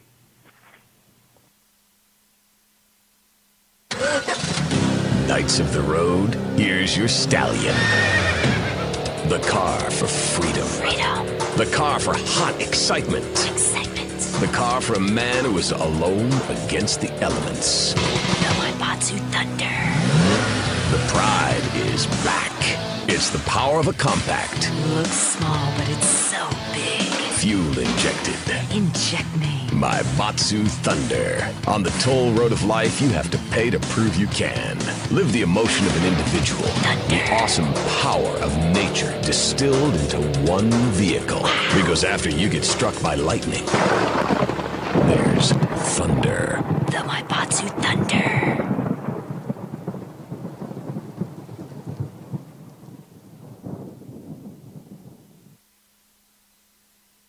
When Alex Gardner is asleep, he has an extraordinary gift. The government wants it, the scientists want it, but to keep it may cost him his life. It might be better if Alex didn't sleep at all, but he cannot resist entering the dreamscape. Can you? See Dreamscape in the West End and all over London now. Certificate 15. It takes an extraordinary adventurer to enter the dreamscape. This is an APAC studio presentation. Hey kids, tired of running away from home, then getting lost and wrapping your big wheel around a cow, then having no one to turn to other than that weirdo in the van with the dark tinted windows? Or his friend, your creepy Uncle John? Well, worry no more with new OnStar for Kids. Now you can run away in style with an OnStar for Kids kit installed in your big wheel, tricycle, or cute little smart car. Yes, just in time for Christmas, OnStar for Kids. So the next time you're on your way to Granny's house, or Weekend Dad's pathetic little bachelor pad, and you run over a homeless person in your toboggan, OnStar for Kids will clean up the mess, hide the hobo body, and get you there in time for nappies. This is OnStar. Do you need someone to kiss your boo-boo? This has been a presentation from Tim Morgan's APAC Studio. For more almost professional amateur comic studio content, visit the APAC YouTube channel. Search APAC 2002. That's APAC 2002 on YouTube. Edgar Allan Poe wrote Spirits of the Dead with a pen dipped in warm blood. You will see the ultimate in terror with this important all-star cast. Brigitte Bardot, Alain Delon, Jane Fonda, Terence Stamp, and Peter Fonda in Edgar Allan Poe's Spirits of the Dead. Only Poe's demented genius could bring to the screen such horror and evil. Spirits of the Dead stars Brigitte Bardot, Alain Delon, Jane Fonda, Terence Stamp, and Peter Fonda. Directed by three masters of the cinema, Federico Fellini, Louis Malle, and Roger Vadim. Spirits of the Dead is an adventure in terror beyond your wildest nightmares. Spirits of the Dead in color is rated R. You said before you were waiting for a sign. What sign are you waiting for? Gozer the Traveler.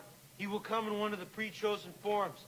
During the rectification of the Valdrani, the Traveler came as a large and moving Tor. Then, during the third reconciliation of the last of the McKettrick supplicants, they chose a new form for him, that of a giant slore.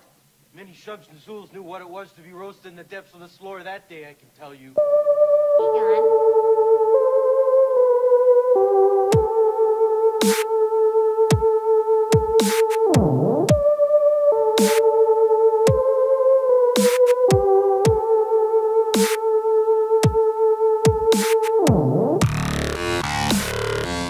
Tonight on Paranormal Soup, our guest is Jim Harold of Paranormal Podcast and Campfire. I'm sure many of you guys are familiar with Campfire or the Paranormal Podcast. I'm a big fan of both. You can call in tonight and share your paranormal experiences with Jim and us at the Paranormal Soup team. Anything goes. You got a cryptid, UFO, ghost story, anything weird. Let's talk about it tonight. The lines are open. You can call in. There's a few different ways to call in. The phone lines are 219-230-4444 or 260-225-9419. You can also call in on Skype IDs, OOJBland00 or JBland Paranormal Soup. Those are the two Skype IDs, OOJBland00 or JBland Paranormal Soup. Call in.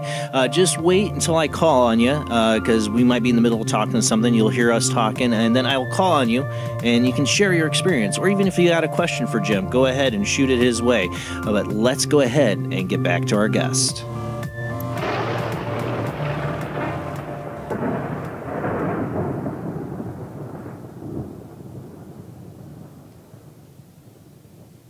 Welcome back, Jim.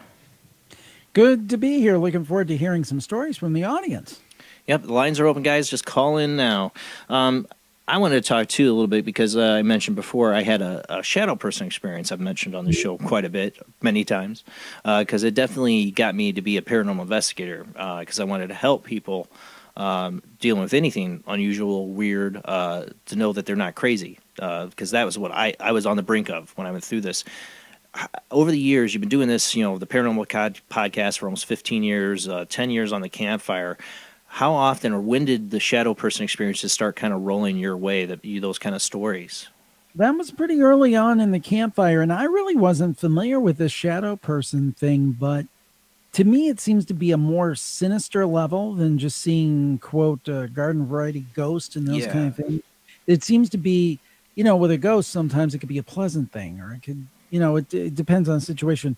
I've never heard someone say they've had a good shadow person experience. No. And there's some weird, what's the word I'm looking for? Commonalities to shadow person experiences. One is that there is intense fear or feeling of dread or, feeling that this entity or whatever it is does not wish me well. They've talked like it looks like it's cut out of the universe. Like you would take, I'm looking at the other side of my little studio here, and somebody would just cut out a shape of a person, and it would be like there's a black void in the universe, darker than dark, is what people say. Then a lot of times there's reports of a hat. Yes. A fedora type hat. And sometimes there's reports of paralysis when they see this. And those are some of the themes that I've heard over and over and over again. And to me, it's something I've never experienced, and I really hope I never do, because it sounds terrifying. It is absolutely terrifying. 4 months this thing terrorized me, and most of the time I'd see it as a black cutout, like you said, like a shadow, but it would be 3D. What I'm saying? It wouldn't always be like a 2D. It would be 3D. I'd watch it walk right up to me in the middle of the night when everything's already dark. This thing was darker than dark.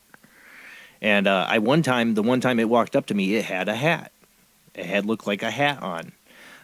So it's the one time I saw it with a hat. It was just that one time it walked up to me. It was a teenager sneaking a cigarette outside, and this thing walked right up to me. This is during the 4-month period when I was being tortured in my sleep, tortured in the middle of the day, tortured at night by this thing, seeing it. And I've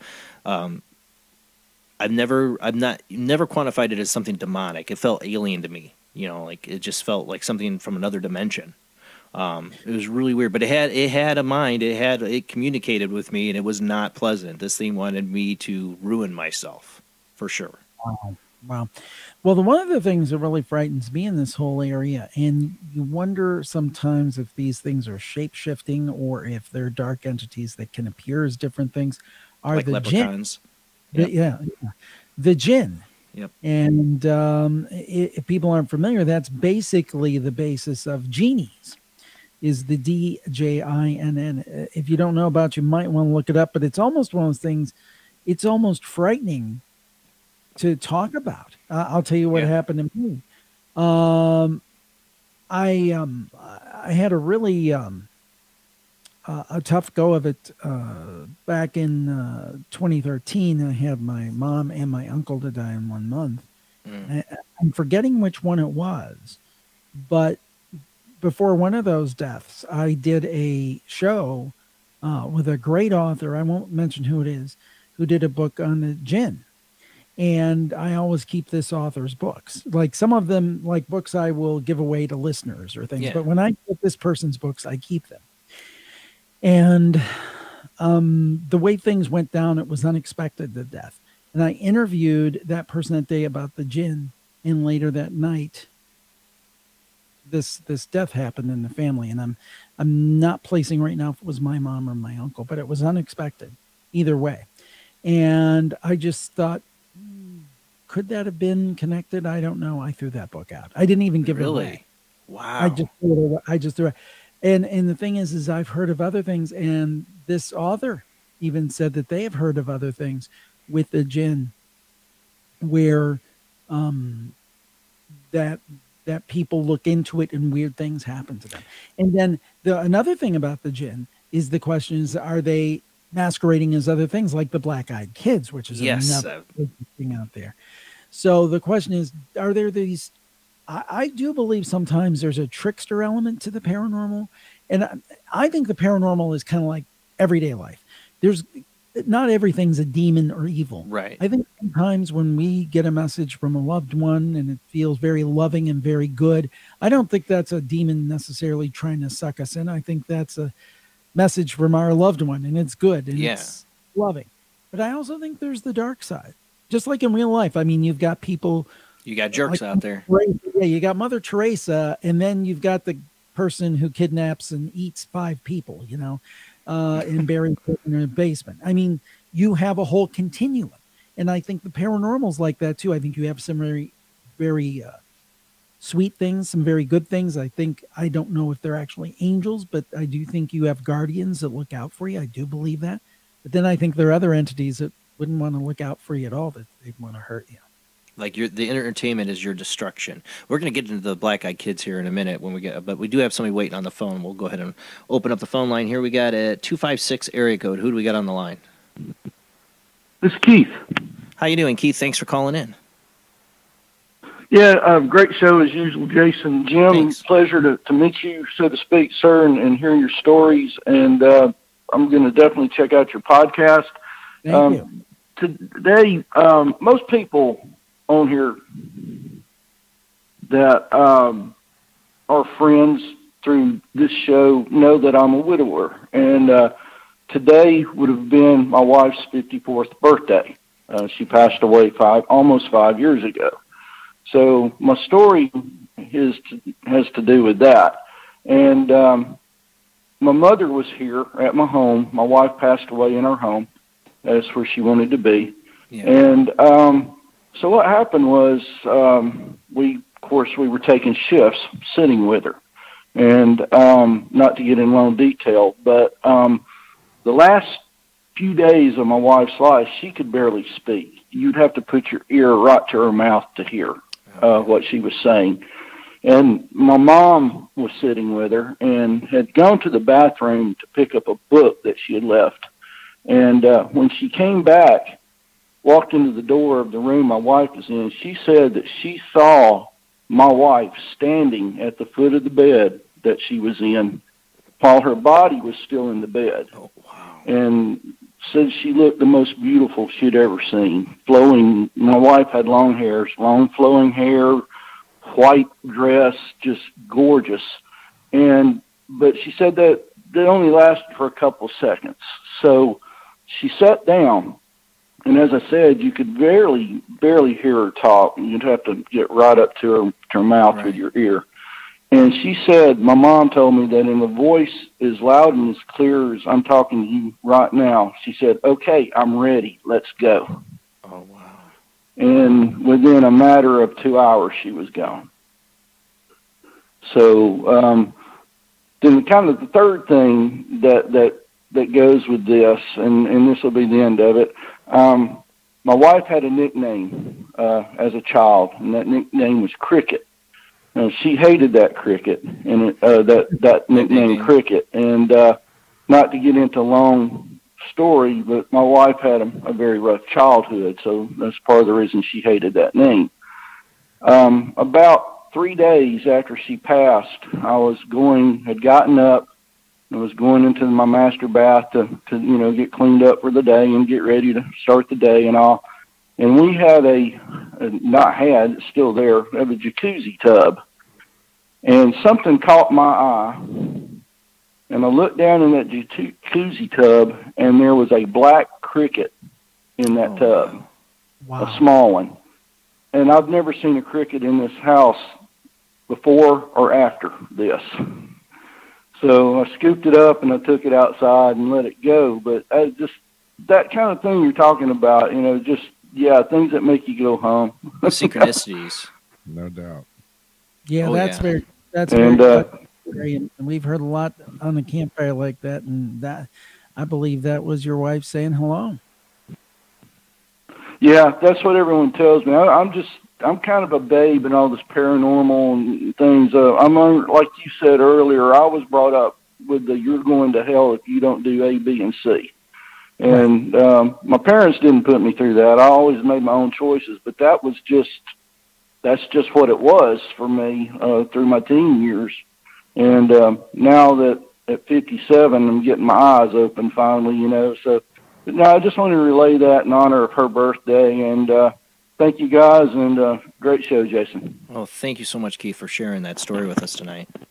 What a great story! And I, that is so reminiscent of so many campfire stories. Both of them. Yeah. Were the sign from a loved one, and then also the deathbed experience. That I've heard many stories along those lines. Maybe not exactly like that, but that really resonates. And God bless you, Keith, and your wife too.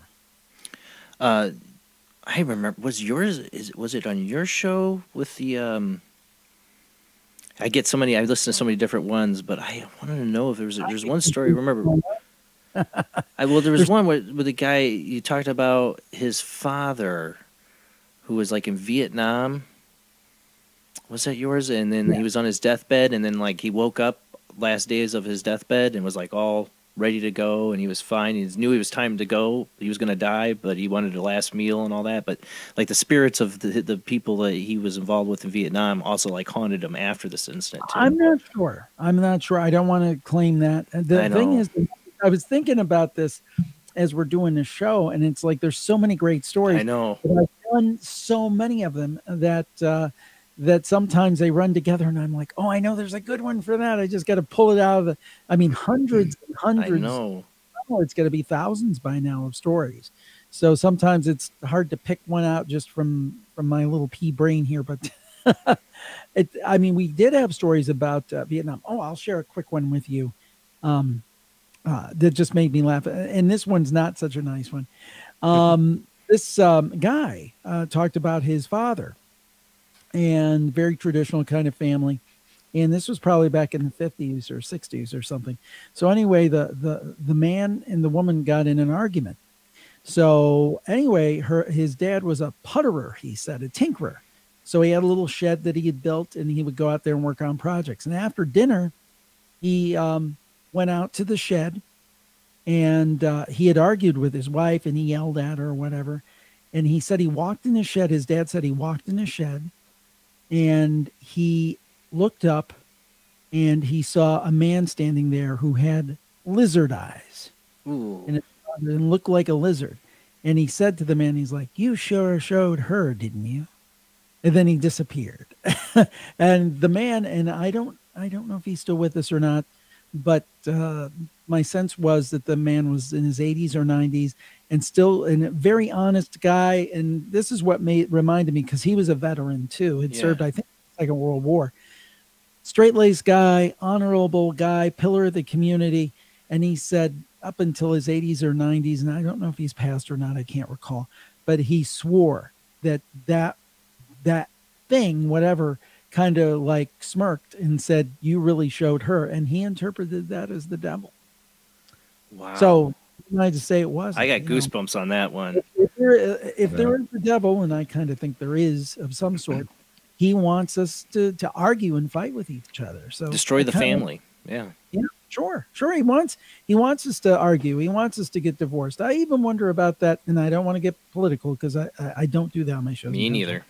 But I wonder, because I think that's, these experiences are for everybody. Exactly. Left, right, Republican, Democrat. But I will say this, I think, people who, if there is a devil, and I tend to think there is, or there are darker spirits, they got to be loving now, because everybody hates everybody and nobody can get along. And, if you're this, you're that. If you're that, you're this. They got to be loving this. They got to be loving all this discord. That's all I'll say. No, exactly. People can't listen to each other anymore. I've seen people like, if you support so-and-so on either side, both sides are guilty of this, saying, I won't be friends with you. And it's like, you're arguing over a bunch of turds on either side. Literally. Eloquently said. Yeah. Maybe elegantly with the word turd in there, but... we do got how much you polish them, they're still turds. Oh yeah, we do got a caller on the line. We got area code 517. Hello, it's Christina from Michigan. Christina Lantis. How you doing? Hi, how you doing, Christina? Thanks for calling in. Hey, pretty good.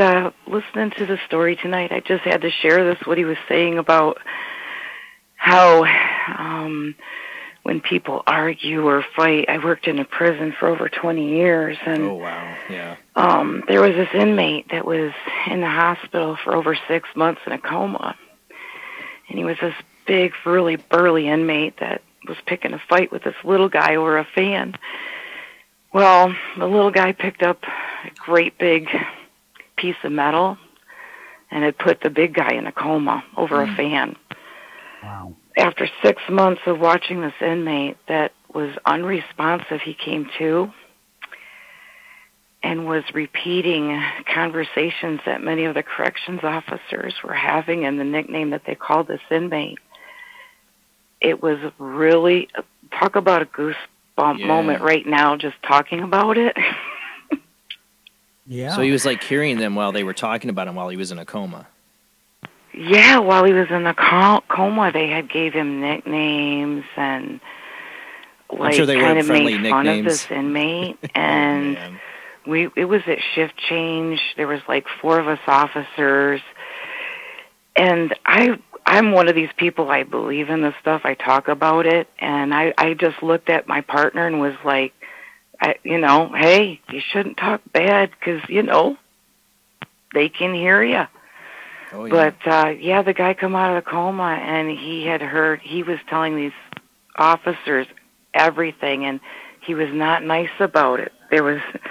It got rather, let's just say there was a lot of paperwork afterwards. Oh, wow. But, it was really weird, because we did not think that this inmate was going to live. But he was hearing it all. I can only imagine what people brain were dead saying. for quite a while, and he kept, as they called, circling the drain, so they had lots of nicknames for him. But I worked in a prison environment, so when you see a lot of these people fighting over little things, a bar of soap even, a candy bar. Oh, yeah. I have friends that worked in I the thought I'd corrections. share a little story with you guys tonight. Well, thank you so much, Christina, for sharing that story. We've talked about people, having these near-death experiences that they hear. Everything. My question is, did he see anything while he was in that coma? Because a lot of times it's not just they hear; they can see what's going on. Yeah, and I wondered about that because I've had my own near-death and it was in a hospital for over 6 weeks, and remember seeing things and hearing things and watching my own body float. I was above my body watching them work on me, and it was. Wow. I've always been interested since then. As a child, even it just kind of piqued my interest. But yeah. Well, thank you for calling in. Yeah, I had a few things happen. 3 o'clock, 4 o'clock in the morning at the prison. There's a locked Industries building, textiles, and it's the emergency phone that's locked up. That's the supervisor's phone in case there's a riot. And for a long time, the phone would just ring in the control center like somebody had picked it up. And we'd have to send a group of yard people, at least 2 people, into these buildings that are closed and secured, and trying to come up with creative writing skills to explain why, alarms are going off to your superiors the next morning when you're getting a phone call going, okay, where and why was this happening? Oh, wow. What were you doing? And I said, all I did was answer the phone. Nobody was there. Hung up, sent a yard crew. Nothing was there. And I was even the yard crew one night. And my partner and I sat down, logged in the logbook that nothing was amiss. And I said, well, now I'm on the other end of this, so I can see that there's nothing happening. And then the metal detectors start going off like crazy. So both of us jumped kind of like out of the chair and was like, well, we're done with this. Yep, everything's kosher. Let's get out of here. Nothing to see here. But, things that make you scratch your head. So have a great night. Awesome show tonight. Thank you. Thought I'd share. No, that's a great story. Thank you. Thank you. It kind of makes, like, her call, you talking about the prisoner that was in a coma, and then we were talking about hospitals and stuff, being a paranormal researcher or whatever. I do the ghost box things, and I've done several of them at the hospital, like outside the emergency room or by the hospital here at night. And it's kind of weird. I feel kind of weird about it. But one thing that really makes me scratch my head and go, is I wonder, I do the ghost box things, and I wonder if people that are in comas or unconscious or on their deathbed or whatever, can they communicate through the ghost boxes and stuff like that? Ooh, that's interesting. Yeah. And I've got one video that I did that I was outside the emergency room, and I'm asking, what room are you in? And I'm getting room numbers coming back. Wow. And it's always just like, really, I feel kind of weird in a way doing it, but you wonder, it's really intriguing. One of the things I've always wondered, one of my theories too, is that some hauntings, can people haunt people? Because, people talk about astral projection or leaving their body in the middle of the night, and when they think they're sleeping, and next thing you know, they're like seeing other areas and stuff in a dream, but they were really astrally projecting. Can people haunt people? I mean, we had Jackie Barrett on, who taught, what's his name, from the Amityville horror case. I'm totally slipping my mind. The guy who Robbie Defoe. Right, Robert Defoe. Defoe. Yeah, the one that murders his family. Is that the one you're talking about? She taught him. A great idea by Jackie. Yeah, she taught him how to astrally project because she was helping him try to relive his past because he wouldn't accept that he killed his whole family, and she taught him how to astrally project to look at the past. But he used it to look on her, at times and do stuff. Ooh. Like, great way to give a murderer astral projection power, Jackie. But you wonder, can people haunt people? Here's something that kind of gets to that a little bit. Just about the idea that maybe ghosts aren't always the dead. Lloyd Auerbach, who I think knows as much about, he's forgotten more about this stuff than I'll ever know. He's a genius when it comes to this stuff. So anyway, he tells this story. He was doing a TV segment for a show from, I think it was the 90s, late 80s, called Sightings, if you remember. Oh, I loved Sightings. Yes. Good show. Anyway, and it's funny, actually, the guy that hosted that, Tim White, ended up in Cleveland as an anchor for the NBC affiliate here. And which was kind of weird. It's like, that's a Sightings guy. But anyway, he told a story where they went and did an investigation at a place where there had been a murder. And people would comment that they saw the murder replay. Like they would see a man attacking a woman, like stabbing her or something. Well, yeah, you would think, oh, okay, well, that happened in the past. Obviously the murder victim's dead, so you're seeing a replay of this. It could be residual, it could be sentient, but it probably is more residual haunting. Well, yeah, the murder victim was obviously dead by definition. Right. The murderer was still alive and on death row, but people would report seeing him as part of this recreation. You know, that opens up a lot of questions, right? Yeah. Is it him there doing it, or is it? To me, that would sound like, though, it's just the energy of the situation that just gets recorded in a location. Like it's such a horrendous act to happen. The location's scarred by it, and it replays it. Yeah. You know, you remember the movie? What was it? High Spirits. Yeah. You know, where what was it? It was Liam Neeson was the ghost, and what's her name from Mermaid? Daryl Hannah? Daryl Hannah. They're the ghosts, and they replay this death scene over and over and over and over again. And like the one character from Police Academy, I would ever forget his name too. I'm awful. Totally like knocks them out of that like that residual replay. Like the ghosts were living it, but they didn't like get out of it until somebody kind of knocked them out of it. You know, you wonder, is it just a replay, or are the spirits there? Are they attached to that too? You know, are they just constantly reliving that horror? That's a horrible thought. Yeah. One big thing I wanted to mention before I forget, coma. We were talking about coma. Somebody I interviewed a couple of times about this is Dr. Eben Alexander.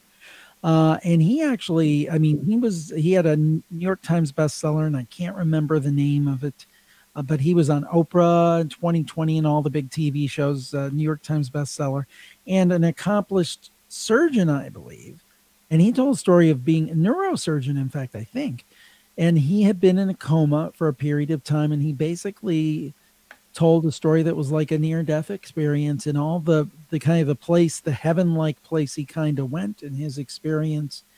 And, you know, he kind of changed his whole life, you know, kind of getting this message out there, which, you know, it probably looked a little askance by his fellow, doctors and stuff. But Dr. Eben Alexander, accomplished doctor, again, said, hey, this happened to me, and I had this really strange experience when I was under a coma. So I wish I could remember the name of that book. But well, I would love to know, because, I mean, in neurologists, so many of the people that shoot down near-death experiences are neurologists, trying to say that it's just the brain shutting down at the last stages of, before death. They say, I just had an article in the World Wide Web where they believe people are somewhat consciously aware, even though the heartbeat is stopped for so many minutes afterwards, or even like an hour or something like that. It's kind of a frightening thought that you could still be conscious in your head, right. But when a neurologist has that experience, and he, has the full heavenly gate or light at the end of the tunnel and seeing people he loves, and it's like, that's a legitimate thing. He's somebody who could try to discount it, but he believes it. He knows what he saw, that it's more than that. The book is, I consulted Uncle Google. Proof of Heaven, Dr. Eben Alexander. I've heard of it, yes. And he's a neurosurgeon. So that'd be an awesome one. So you give me some good guest ideas. We got another phone call on the line. We got area 406. Who's on the line? Good evening, Jason. This is Mike Montana. Hi, Mike. Thanks for calling in. Hey, you guys were just talking about like a near-death experience. I had that experience myself at 6 years old. I drowned. Oh, wow. In a river. And I'm not really sure how long a person can hold their breath, at 6 years old, but this river carried me a good ways down river.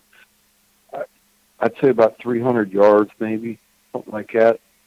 And anyway, when I drowned and I realized, when I took in that water into my lungs, and I realized that was my last chance right there.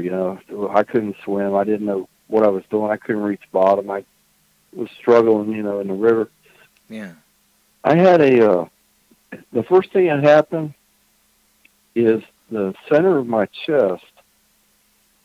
You know how like you feel things, through your nerves, right? You feel when something touches you or anything. Yeah. From the center of my chest outwards, it went completely dead. No feeling at all the way to my fingertips and my toe tips. And like right off the top of my scalp, at the very top of my skull. And once that happened, it was like a life review from that moment all the way back to the moment I was born. Probably took 3 or 4 seconds, maybe. Well, you're only 6 years old, right? 6-year-old kid. Yeah. Yeah. So it didn't take very long. It was like all of a sudden, wham! There's it was like standing in the fog, and then all of a sudden it cleared out, just like a tunnel in front of me. And I wasn't going up or sideways, I was just going forward. And I realized that this tunnel was pretty good size, probably 100 feet across, and I'm actually floating through the center of this thing. That was the first thought that entered my mind was, I must have died. Because I was 6 years old, going through this tunnel. And as I was moving along, it didn't last but maybe 10 seconds, 15 seconds. I was nearing the end of the tunnel. And I could see your lights that you have on your screen there, the little lights that kind of dance around there. I would swear to you that light that I saw in the center was a mass of individual lights. Wow. And you know how, like, when you see a city from a distance at night, you see the glow, and it looks kind of small, but in reality it's much larger than it appears. Right. And as I was nearing the end of that tunnel, I realized this light that I'm looking at is probably 10, 15, 20 miles across. And there are all these little lights, just like on your screen, coming and going from this giant light in the center. And as I near the edge, I can see what I call the interior of whatever it was. It was like a giant cloud around this light. And in the cloud, there were all these little tiny tunnels, like a honeycomb web. And there were lights going into the tunnels and lights coming out of the tunnels. Everybody was either heading towards the light in the center or heading towards one of those tunnels. As I got to the end of the tunnel, just about to what I thought was the threshold of no return, it just felt that way. It was like once you cross this barrier at the end of the tunnel, there was no coming back. And I was not very far from it. I could just feel it coming, where it was like the final moment of being able to return to Earth, it felt like. And all of a sudden it got real foggy again, right in front of me. I was like, somebody just turned on a fog machine, and I couldn't see anything again. All the lights disappeared. I was like in this dark fog. And maybe a second later, I'm choking up water. And it was when you say people are not afraid to die, I have to agree. After that, I was no longer afraid of death. I was like, well, really, that wasn't so bad.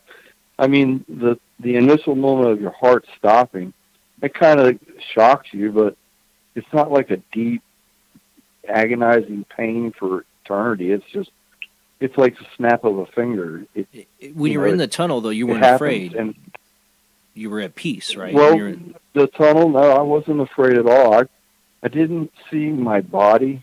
I didn't really, when I looked around, all I could see was the open tunnel, clouds below me, around me completely, but the tunnel had a long shape to it.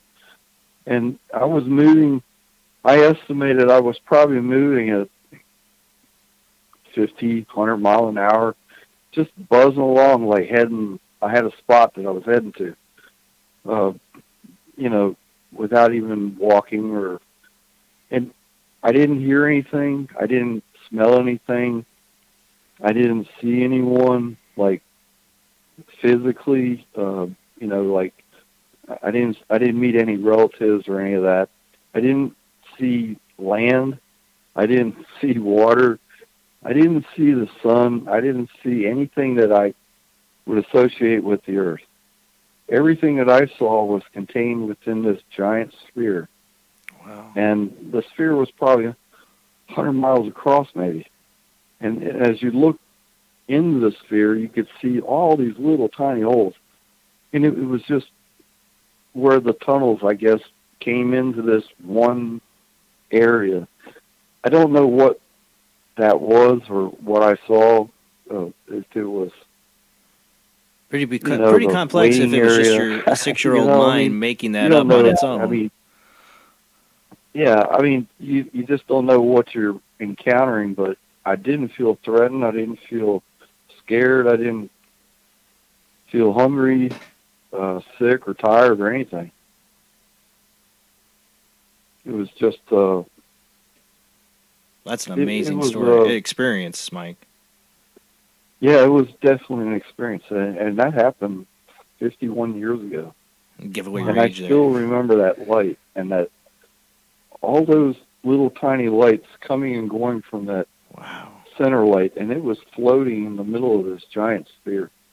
You know, there's so many people have had those experiences of the tunnel and everything, but what's at the end of the tunnel? It's always a light. It seems like you got a glimpse of what that light was. Well, I probably was estimating in my mind how far it was from the end of the tunnel, maybe 50 feet. But I could see the tunnel was so large that I could see into the area that I was stepping into, or would have been going into. I don't think it was stepping. I think I would have floated right into there. But lucky you didn't find out. You know, you're not in a physical form at that point. Yeah. If that makes sense, because I didn't feel like there was any physical to it. It was just consciousness. I was aware of me, but I wasn't really sure what was happening. I mean, I had a feeling I died, but I wasn't sure, was this heaven or is this somewhere you go when you wait for, because I always heard, the golden streets, the emerald cities, I mean, just things like that. I didn't see any of that. When I remember getting in trouble at church too the following weekend. Yeah. The pastor looked at me and said, "Are you all right?" And I said, "Yeah." I said, well, "What did it do to heaven?" And he just said, "What?" I said, "Well, I didn't see no goals, and I didn't see no, I didn't see St. Peter cities or anything." Yeah, I didn't get to meet anybody, and he just looked at me and said, "Keep your mouth shut." And I was 6 years old. I was like, "Wow." And so, I kind of like after that, I was like, I don't know if I believe these people anymore, but, I followed my own faith and I have my own belief. And I believe that what I saw was either the precursor or maybe that was heaven. Maybe that was God, or I don't know, but it was. You didn't get a chance to see the rest of it. That's for sure. What I was wondering is if you have the main life, if that's like God, some people call it something else. I call it God. And then the other lights were maybe the other souls. That's what I was thinking. Yeah. That was just my thought. Me too.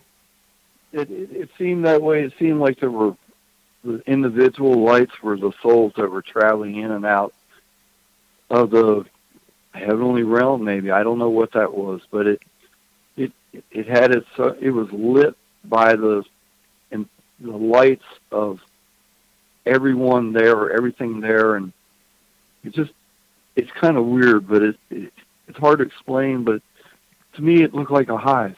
Giant hive. Were all the lights white? Were they different colors? Were there different color lights? No, they were all the same. Everything was white light. Pure, bright, intense white.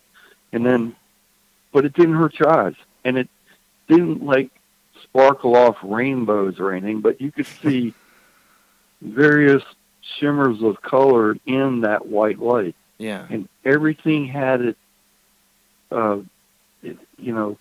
It was none that were like bigger or smaller or brighter or dimmer. They were all the same. Everything was exactly the same intensity, the same size, and except for the one in the center, of course, that was the big one. But to me, that felt like it was a conglomeration of billions and billions billions of lights together.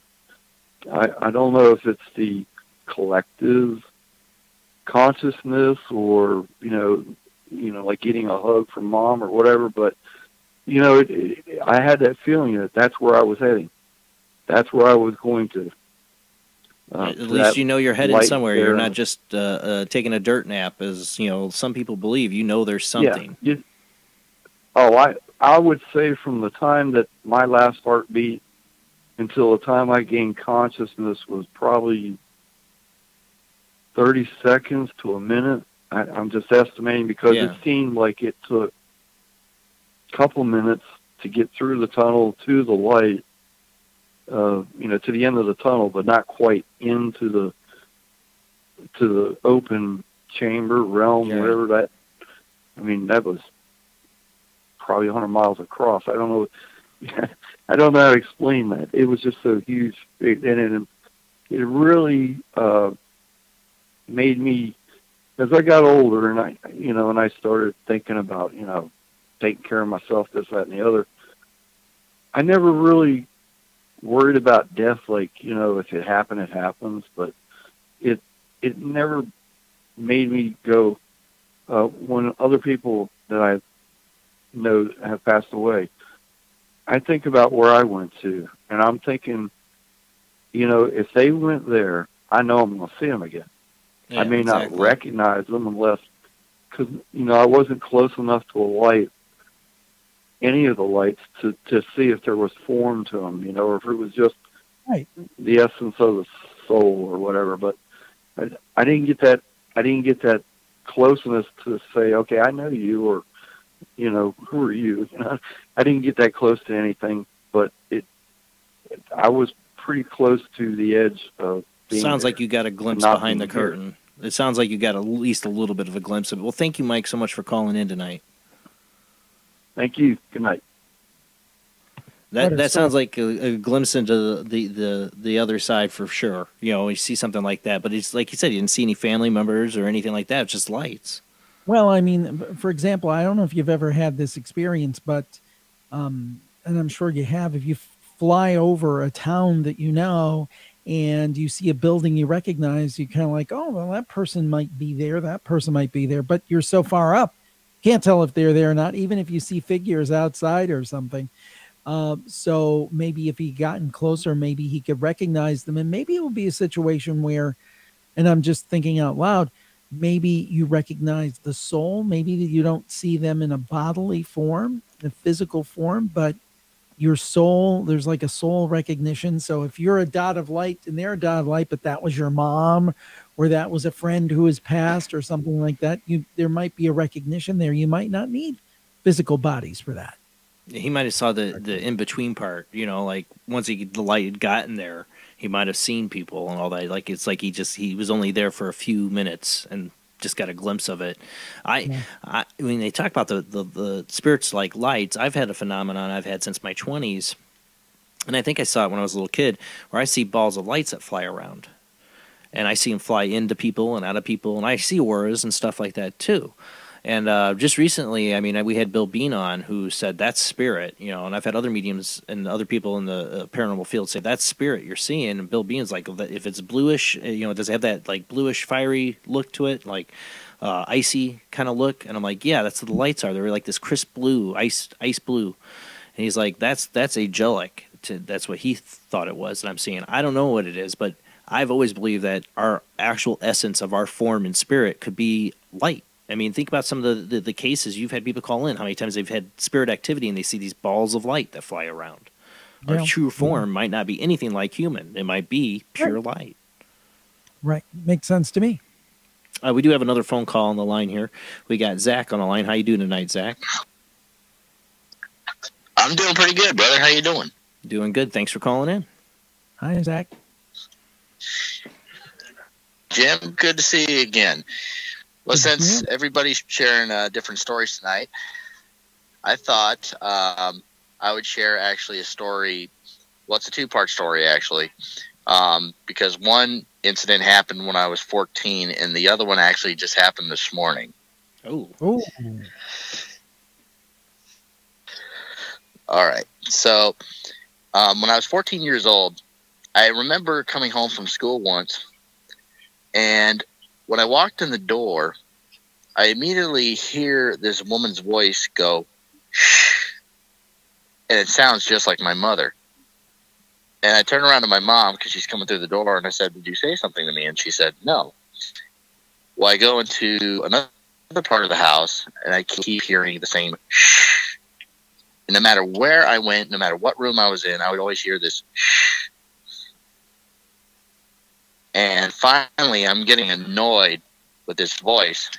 I finally shout out, leave me alone. And my mother comes to me and she says, what are you screaming about? And I tell her, did you not hear that voice keep telling me, shh, no matter where I was? And she said, no, nobody else could hear the voice but me. And I told her, I said, this sounded just like you. And my mother's a very intuitive person.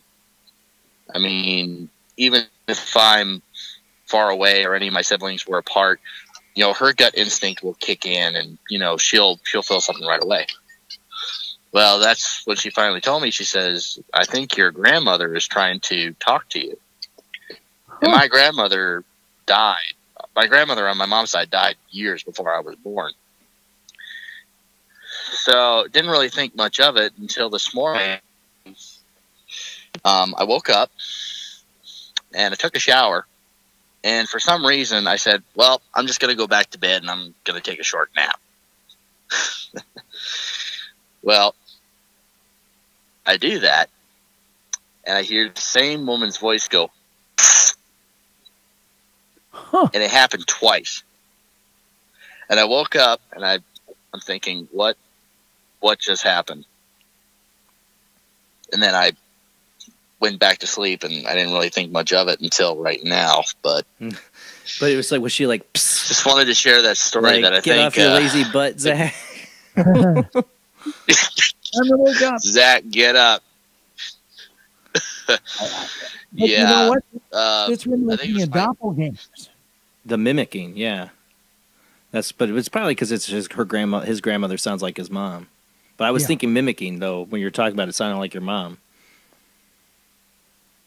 Yeah, exactly. And I mean, my mother told me that, and I'm like, well, that's really strange because, I mean, there'll be many people that say that, you know, my grandmother sounded a lot like my mom, because my aunt on that side looks very much like my grandmother, but my mom sounds very much almost like my grandmother, according to what I've heard. So I don't know if that was the case or not. Maybe my grandmother was trying to get a hold of me. I'm or still just not tell you to not sure take a nap in the middle of the day. Don't take a nap after you just woke up. So we'll go back to bed, and then who knows? You got a grandparent there going, God, lazy kids. Well, thank you, Zach, for calling in and sharing that. I have. Yeah. Well, thank you for sharing tonight, Zach. All right, brother. Thank you for allowing me to call in, brother. You have a good night, okay? You too, man. Bye. You know, you got to wonder when you hear this. One of the things that occurs to me is like, okay, so our loved ones are around us, and you think about, like, oh God, I hope they don't see me doing this. Yeah, you know, I think that every day. How much are they judging us? Is there a spiritual Festivus pool? So they're like somebody like, I have a beef with you. You didn't do this. You should be doing that. You wonder how much our ancestors judge us on the other side. I got a list of things here from. I've been watching you. Yep. I had my own kind of. I don't know if I would classify it as a near. Well, I mean, it was kind of a near-death experience. I was 24 and I was at work one day, and I remember feeling really weird. The super bright light hit in my eyes. I passed out, hit the floor, had a grand mal seizure, and I was unconscious for 45 minutes. Oh, man. And I mean, the paramedics came. My brother was freaking out. My dad died of a heart attack at 38 when I was 4 years old. And so I remember, I can't say I remember being unconscious, but while I was unconscious, I could hear my brother. I could see him freaking out. I heard when the paramedics got there. I heard them talking about me, but I was out. So that's another thing that's always made me wonder if people that are unconscious or in comas or whatever can, you know, I experienced it. So why wouldn't somebody else, you know? Or it's like you're outside your body, so you're witnessing it. You know, like you're somewhat detached. That's you hear these stories countlessly. So watch what you say around those who might you think are unconscious, you know, because they're listening. I could hear everything, but I couldn't respond. I couldn't talk. I couldn't do anything. Pretty strange experience. We had someone on Campfire who had been a paramedic, and she said that there was she had they had rushed a guy to the hospital. She didn't think he was going to make it, and then a couple of years later, she comes back to that hospital, and she sees the guy, and the guy says, "Oh, I remember you," and she thought to herself, well, how could he remember me the whole time I interacted with him? He's totally unconscious. And actually, I think he flatlined for a little while, and then they brought him back. And he said, oh, no, you were there the night that I almost died, and you were wearing a brown jacket with gold stripes, and you did this, and you did that, and you did. Whoa. He's describing all this stuff that, you know, he was ready for death. And I think he did die for a short time, then they brought him back, as I said. And yet, I think this was in Kentucky, yet he could recount everything. So it goes to show you it's a wild phenomenon. And that, you know, the skeptics who say, oh, well, you know, because what the guest just described a couple of calls ago, they would say, oh, well, okay, that's the brain losing oxygen. So you see the tunnel. And, you know, this is just kind of the throes of the brain shutting down. And then what they'll say is that feeling of calmness and happiness, that's brain chemicals to ease the dying process. They would explain all that away. And some of that, you know, if you think about it and you take your beliefs and put them aside, well, that kind of makes sense. Yeah. But what doesn't make sense is when someone could say, okay, well, I died for so many minutes and they brought me back and I saw this and I saw that they did this and I saw that they did this and I saw that they did that. Where does that make sense? Where do they explain that? Yeah, exactly. The only one explanation is that person has a soul, and it's seeing what's happening there. And there's so many stories of this, countless stories. I mean, you've had them on Campfire. I mean, I've heard them from people. I mean, I remember I had a girlfriend. She was, you know, only 4 or 5 years old when it happened. She died. They don't know what happened. Her heart stopped. And she remembered telling me she could see her body. She was floating. She could see her grandmother who had passed away. And she's there with her in the ambulance. She's over her body. And she was only like 5 or 6 years old.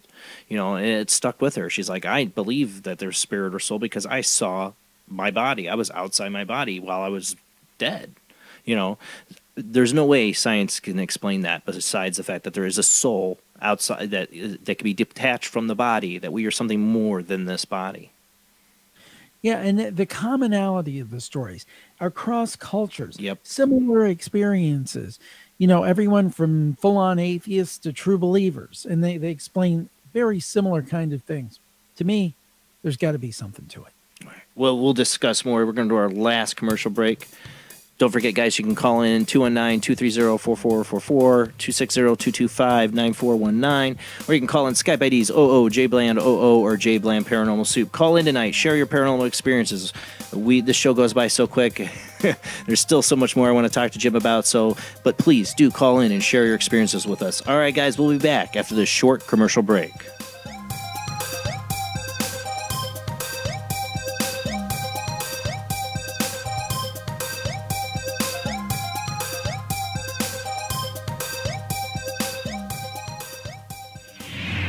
Don't be alarmed.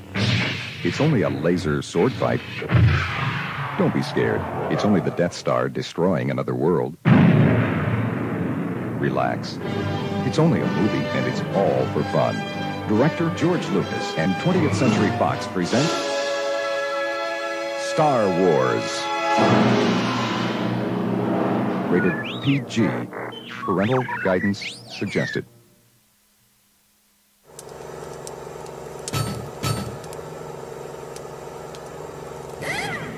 At Lombank, we're with you every step of the way. We sell your dreams. We're not a soulless, monolithic institution. We are, but we use nostalgic imagery. It's walking into your dream home. You can't really afford it. We'll lend you the money anyway. It's kids graduating from college. With pointless degrees riddled with debt. It's happy picnics on the beach. There's sewage in the water. Family portraits with everyone dressed the same. You look like twats. Canoeing in the lake. By the power station. Catching fireflies in a jar. And watching them die. Cheering at high school football games. The kids are giving each other brain damage. These are the things our lives are made of. Interest rates only 33.4%. Lombank. We're the American bank that truly, more or less, cares about profits. Of the second kind, physical evidence of a UFO. Close encounters of the third kind, contact. From Steven Spielberg, the director of Jaws, comes one of the most ambitious and unusual films ever made. And what you will see has never been seen before. It's a cosmic mystery crossing what many scientists believe will be the next threshold of human experience. It is called Close Encounters of the Third Kind. It begins in an Indiana town and leads to one inescapable conclusion. We are not alone.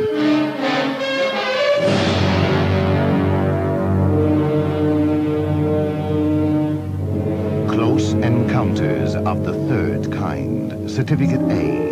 Now showing at the Odeon, Leicester Square. The Science of Crime is back for another season. The cigarette was hotboxed. He was nervous about something. His orthopedic surgeon records indicate that he was a deaf woman who plays guitar. Mermaids, multiple wives, threesomes. This is serious. They're not detectives or scientists, but they act like they are. They're crime scene cops that take matters into their own hands. These guys are so smart, they never have to look anything up. he was neurotic, with a love of puppies and experimental cooking. I knew it. It's a partial lesion caused by light to medium tearing of the thoraxal cortex. Obviously, you can tell at a glance by the fingerprint on the mustard bottle. Andrews, my acting sucks ass. The Science of Crime. It's forensically boring. From deep space, the seed is planted. Terror grows.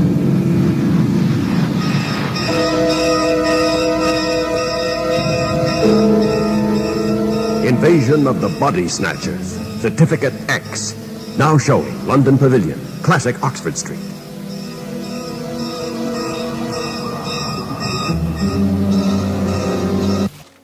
Heat 'em up. Do, re, be gone.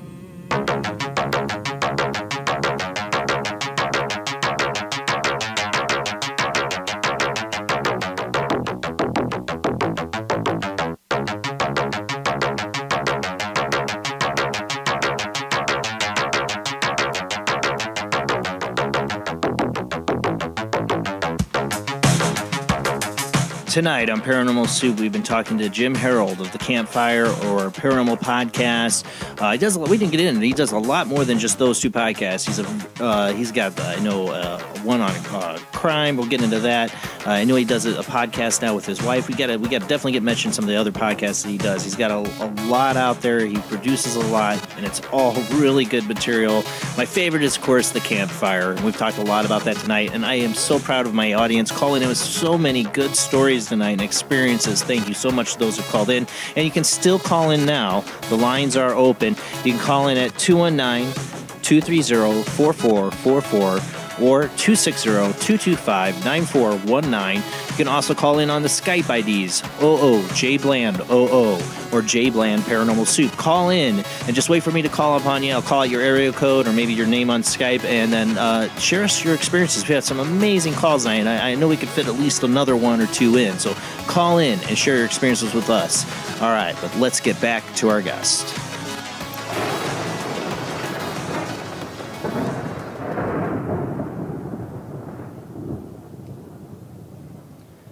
Thank you for hanging with us here, Jim. I know it's late. You're in Eastern time, so it's even later for you. We had some great calls into the show tonight. I kind of put me off from getting to one subject I wanted to get to you with. I know you've had a number of these stories over the years. Is the black-eyed children. We mentioned it earlier. I mean, that's some of the creepiest stories, and a lot going on there. Yeah, I think the reason is because what is the most innocent thing you can think of? A child, right? Yeah. So you juxtapose that with something with solid black eyes, and just imagine, I think when we hear these stories of people who encounter these strange children with the totally black eyeballs, that we kind of think, well, how would we react if that happened to us? And really the guy who I think is just the preeminent researcher on this, and he's written, I think, the seminal book on it's David Weatherly. Yeah. And David's fantastic. And I just think it's so interesting. Is this just an internet meme, or is it something that's real? And we've had people call in to the campfire. We had one gentleman who called Tony from Tennessee. I'll never forget this one. And he said he lived in a college town. And anyway, it was 3-4 o'clock in the morning, and somebody kept knocking on the door, and he kept ignoring it, kind of like probably kids messing around, pranking, whatever. He opens, 3 o'clock in the morning, he opens up the door, and there's this like 13, 14-year-old girl, and she's looking down, and she's like, "Let me in." And he said, I can't let you in. I'm sorry. Is there something I can help you with? And she keeps looking down, and she said, "Let me in. Let me in." And he said, "No, I won't let you in, but is there something I can help you with? Can I get you a phone?" She said, "No, let me in. They told me to come." Somebody told her to come there. Who told her? Right. And she's like, "Let me in." He said, "I will not let you in, but I am going to get you a phone, like a cordless phone." I think back in the day, a cordless phone. Yeah. That way you can call somebody or whatever you need. And he goes to get the phone, and then she looks up at him, and her eyes are totally black. Her eyeball is totally. She said, "I said, let me in," and just such a chill came down. I get chills just hearing it. And he looked away, I think. May have the chronology slightly wrong. Yeah. But he looks away, he looks up, and she totally disappeared. Oh, and he said, called the police, and the police laughed at him. Oh. He was a grown man afraid of a little girl, If she had black, I'd be telling that cop, like, if she had black eyes, you'd be filmed exactly the same way. Do not judge me. yeah, exactly. I mean, very, very creepy scenario. And it's interesting because when people encounter these black-eyed kids, they tend to get things wrong, like little things wrong. Like they're trying to communicate with us using our language, but they'll get kind of things wrong. Like, I forget what the one was. The original story was Brian Bethel, I think was the guy's name. And, for example, they were at a movie. He was outside of a movie theater, and he was getting ready to put his check in the ATM. This is before mobile deposit and all that fun stuff, apps. So the kids came up to him, and they wanted money. I think this is the story. Wanted money to go into the movie, but the movie was almost over. It's like they get little things wrong in their story, or like. There was one like where the person, the black-eyed kid had an apple, and they were asking for like mayonnaise for their apple or something. Oh. Like they get something doesn't fit. Like they kind of understand us, but not quite right. It reminds me of the Men in Black encounters. Yeah, there's a lot of similarities between the Men in Black and these. In the Men in Black, what do they always wear? Sunglasses, usually. Yeah. You wonder what the connection is. Are they some kind of manifestation? They're not physically really here because they disappear usually. The Men in Black disappear usually. And there's sometimes it seems like a psychic or hypnotic connection between the victim. I call him a victim. You're a victim of the black-eyed child experience, or the Men in Black experience. There's like this hypnotic instance between the two. Well, the thing is that one of the features of the black-eyed kid phenomenon is them asking to come into your car, let me in, house, and they're very insistent, and they almost get angry if you don't. And it's almost like the people who have experienced this say it's almost like a hypnotic thing where you want to do it, but they can't come in unless you let them in. But it's like a vampire. Yeah, exactly. That's what I always thought. It reminds me of the vampire. I think those and the shadow people would be the two that I would not want to see. The black-eyed kids in the shadow. And I still wonder how much related they are, because like with the black-eyed kids and the shadow person experience, with the shadow person experience, I've always felt like the shadow person was trying to materialize into something more. Like it was trying to show me it couldn't. It just became this black void, but if it wanted to, it could become something. Show me something. And then you wonder if that's what the black-eyed kids are. These shadow persons be able to mimic or disguise themselves, like they're just almost like the alien experience, like a screen memory. They can appear as children, but what gives them away is the black eyes. I mean, we had Bill Bean on last week, and he talked about dealing with an autistic boy who was possessed, and the boy's eyes turned black. Oh my! On him. So I mean, that was a real child that happened to. So there's the demonic connection. Our demons take I'm a big fan of Supernatural, and that what happens with those demons, their eyes turn black. You wonder, are they able to possess people, and that's some of what people experience? Are these people walking around that are fully possessed and their eyes turn black? I don't know, but it's most of the time it seems like they do just disappear. Yeah, right off the person's doorstep. Really, if people said to me, what is the creepiest thing that you've talked about on the shows, I think that's going to be right up there. Yeah, let me in. We always hear the stories of the people that didn't let them in. We never hear the stories about the people who did. Yeah, that's what I was just going to say is, you never hear that story. Why? Maybe what happens when you let them in? Yeah. Yeah. Where did those people go? They might be seeing the lights. Exactly. Right. I mean, have you ever had a person tell a black-eyed child's experience where they let them in? No. They're the ones who live to tell the tale. Exactly. Like what happens to the people who let them in? I mean, somebody has. When you get that story, man, I want to hear it, because maybe somebody lived to tell that tale. I don't know, but I haven't heard it. We did have a tale kind of like this, and again, this is a very old one, so I'm tapping back. But we had a woman. The man called in. It was about his girlfriend. There was a kid that kind of had that appearance, almost like a black-eyed kid. She let her in the car. The car had problems. He ended up getting in a car accident. They had this whole series of misfortunes. So actually, I did have one like that. She was a school teacher, and it was a kid who had that kind of countenance about him. She let him in the car, and then they had all kinds of problems. Like his Did he disappear when he got in the car? Like she let him in and he just vanished?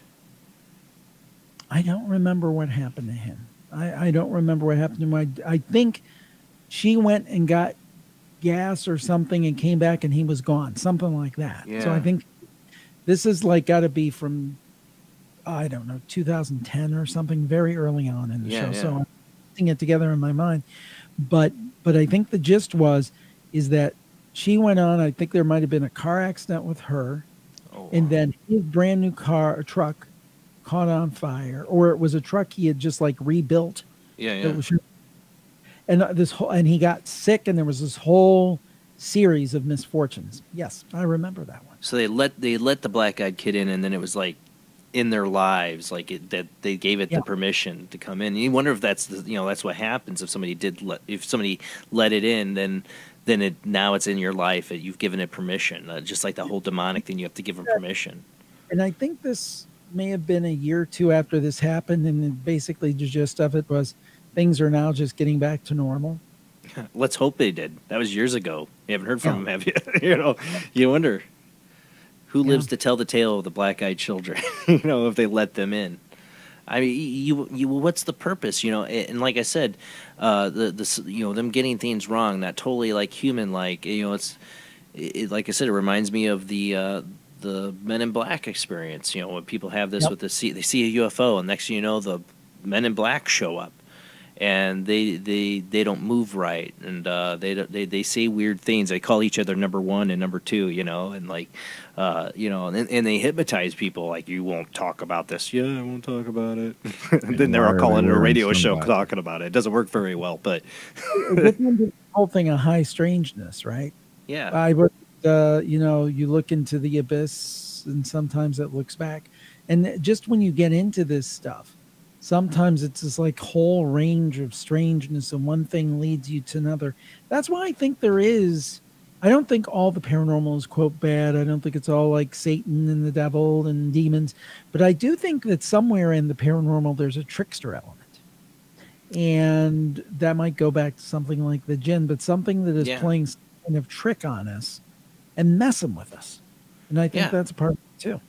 Yeah, I've always wondered about the green floating head I saw. Was that just a ghost? Like, I'm gonna manifest? Because really, the face to this day, I still have trouble watching Wizard of Oz because of the actress that played the Wicked Witch and being Hamilton. She still creeps me out.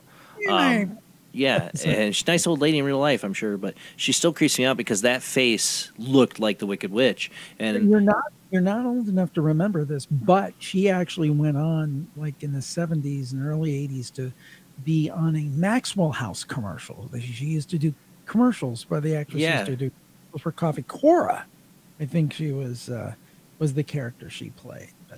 There was also a famous Mr. Rogers episode. I was just reading an article about that she went on, and they only aired it once because it freaked out all the kids that watched it. Like, no, it was not Mr. Rogers. It was Sesame Street. Maybe it was Sesame Street, not Mr. Rogers. She was on Mr. Rogers. It was a Sesame Street episode that they did with her. They only aired it once because she played the witch in the episode, and she freaked out all the kids. And she was really old. That was like one of the last times she was on film, I believe. Oh man. And they couldn't air it again. But I've always been freaked out about that. You wonder if that's some kind of spirit that was it really its true form, or was it just playing a trick on these 2, 4, or 5-year-old kids? Right. Just to terrorize them. We were playing in that day. I remember we played in a creek and got filthy muddy. And you always wonder about elemental forces in the woods and stuff. Like, we were playing somewhere we weren't supposed to, and we kicked up something that decided to scare us later for it. I don't know. All these things have raced through my mind. I still have no answers all these years later. I did run into somebody else, so I never got to that part of my story. Years later, when I was a paranormal investigator, after our first hunt, there was this college class we took. And the teacher took us on a hunt, and then afterwards we went to a bar down below where the place was that we investigated, and all were having drinks. And I was telling my green floating head story, and he goes, hey, stop. He goes, I just heard this other girl down at the other end of the table, mention a green floating head. I'm like, what? He's like, all right, you tell your story, and then she'll tell her story, and we want to hear the comparisons, and we both did. And when she told hers after mine, she's like, well, yeah, I was about 4 or 5 years old, and I didn't hear any moaning or crying, or she did hear some kind of moaning. And she got up, and she went into her parents' room, and didn't hear it anymore, but floating over her father's head was this green floating head. And I go, are you Irish? Because one of my theories was a banshee because of the wailing I heard. And she goes, yeah, I have a lot of Irish on my dad's side of the family. And I go, yeah, mine too. So there's one other person, just by coincidence, but happened to chance I've run into that's seen a green floating head around the same age too, But you wonder, what are we seeing? Is it an elemental force, or is it something just tricking us? There's like you said, a trickster element to it. Yeah, it is. It is frightening. And the thing is that as a kid, what do you do with that information? As an adult, if you see something, especially if you're into this stuff, you kind of say, well, it could be this, it could be that. But as a kid, that's got to be very difficult, because what do you do with that? You've got I'm not saying your family, but in general, grown-ups are like, oh, don't imagine that crazy stuff, and it's just your imagination. It's not real. Well, you tell the 2 4-year-olds who both saw it, though. I remember I asked my aunt about this. She goes, I kind of remember you guys getting upset one night about seeing something, but I barely remember what it was you guys saw. But I'm like, I always wanted to know, what were you going to say to 2 4 or 5-year-olds that are both saying we saw a green floating head? We both said it. How can we both have the same? I remember her telling us it was a dream, and I'm like, even at 4 or 5 years old, I'm like, but that makes no sense.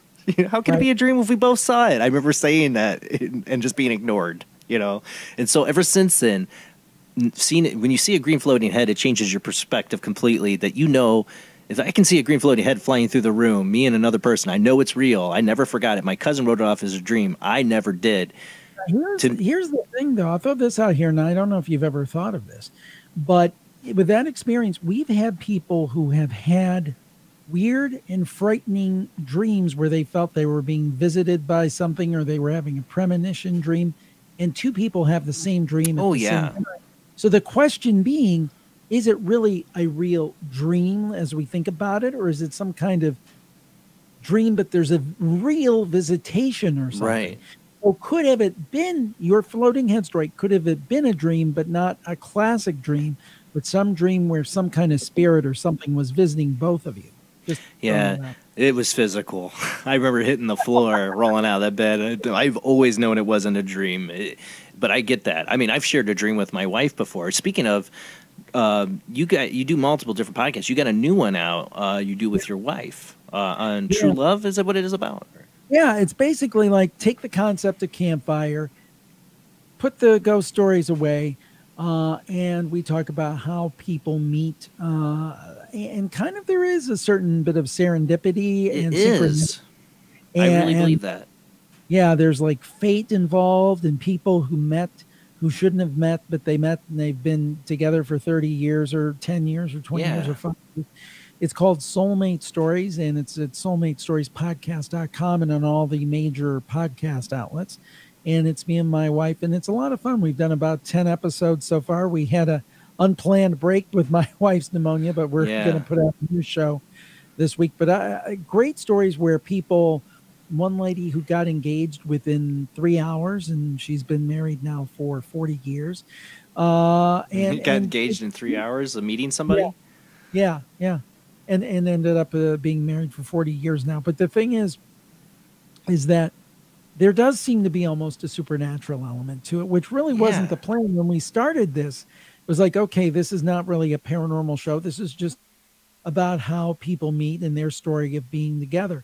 And the more we do it, like the more supernatural themes come up. And it's like, and people really seem to love it. It's getting great reviews and great response so far. It's called Soulmate Stories. And if you haven't heard it, it's new to you. There's 10 episodes up, and including my story of my wife, which has some serendipity and some synchronicities in it. And it's a lot of fun. We enjoy doing it. And there'll be a new one out this coming week, along with that 10 that are already up. Well, if you believe in, destiny or past lives, or especially past lives, like you're coming back to this life, and you obviously probably have somebody you meet your soulmate, or at least the soul that you're destined to marry, because of this plan. There's got to be a lot of supernatural forces involved to make all that line up. Yeah, and it does seem, again, because if you think about life, your life can change at any given moment, taking a right or a left. And sometimes it can be quite scary and tragic. You make a right one day and you miss that car accident, and the next day you take a left and you're in the middle of that car accident. It's the same way with our relationships, if you really think about it. I remember the first college class, class where I met my wife, even though at that time we met and then we lost touch for 2 or 3 years, and then we got reconnected. But if I never take that class and I'm never in a group project with her, just because our names were with the similar initial, if the professor doesn't have a group project, I never meet her, and it's just these little things that seem like just little bits of happenstance. But my question again, is it happenstance? Is it coincidence? Or is it something that, there's somebody pulling the levers back? Yeah, I've never been a big fan of predestination. Like, it bothers me, the idea that everything's predestined. Like, I like to believe, like Yoda, the future's always in motion. Nothing's predestined. But I when I was I was in grades. Me and my wife went to the same grade school. And I made up like a nickname for her that her mom hates me for now because it tortured her, was Chipmunk, and Teenage Mutant Chipmunk, after she dressed as a Teenage Mutant Ninja Turtle. She got picked on for that.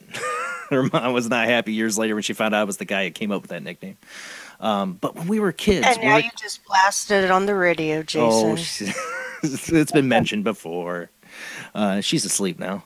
But when I was a little kid, Jim, and this is like a hard story to tell because it's a bit weird and uncomfortable because I was probably only in 5th grade. I didn't really think much about my wife then in grade school. Obviously, I thought about her enough to make up a nickname, but I didn't talk to her or anything. But I had this dream, and it was very sexual. And I didn't understand it because I was only in 5th grade, okay? I didn't really understand what was happening in the dream. But it was me and my wife in the dream, okay? I don't want to go into the detail what that dream was, but it was only in 5th grade. And then I remember going to school the next day and going, that was her, but she was growing up. We were growing up, and we were doing stuff I don't totally understand. I'm not joking. I had that dream. And then years later, after high school, is when we ended up talking. Actually, I don't think we ever talked to each other all that time. You know, like not in grade school, not in high school. We never talked to each other. And then one day, one of her coworkers said, hey, you know, so-and-so has always had a crush on you. I'm like, oh, really? She was working at a gas station. It was one of her coworkers that busted her out. And I said, oh, well, I'm going to have to ask her out. Because I wanted to ask her out a couple of years before, but my friend talked me out of it because he's like, oh, she's got a jealous boyfriend. You better watch out. You better not ask her. I happened to ask her right at the time that her boyfriend had taken off for like 2 or 3 months and left her. And then without any warning. And the day I asked her out was the day he finally called her. And she's like, oh, screw you, buddy. If I had waited another day to finally ask her, and it took me weeks, she would have probably gone right back to him. That would have changed everything. Again, it's one of those things where just weird. I don't really believe in predestination. In other words, me neither. But I do believe maybe you're put in places where you can make a choice to have the opportunity to make a choice. Yeah. I don't know if it makes sense. I believe in parallel universes too, and that makes a whole other complicated. Yeah. Oh man, that really gets you going. And you know, more and more science sounds like the way they're headed. That's very possible, maybe even likely. And then that opens up a whole other discussion. Is Bigfoot interdimensional? And right. This is exactly the thing about all of this. It's being connected. You talk about one thing and it leads to another and leads to another and leads to another. And you're 4 hours in and you have more questions than when you start. That's why it's called a soup. That's why I call it Paranormal Soup, because it's full of all these different chunky, good paranormal goodness that connect to each other in some weird way.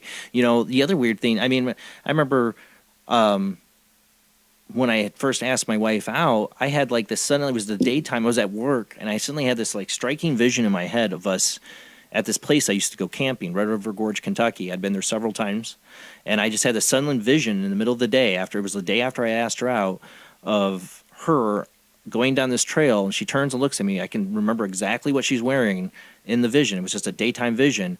Well, 6 months later, we're dating, and we decided to go on a camping trip, of course, Red River Gorge. And maybe I was influenced by this vision, whatever. But when she got dressed and we were like getting out for our first day of hiking, she turns and looks at me. I snap a picture, and I look at that picture.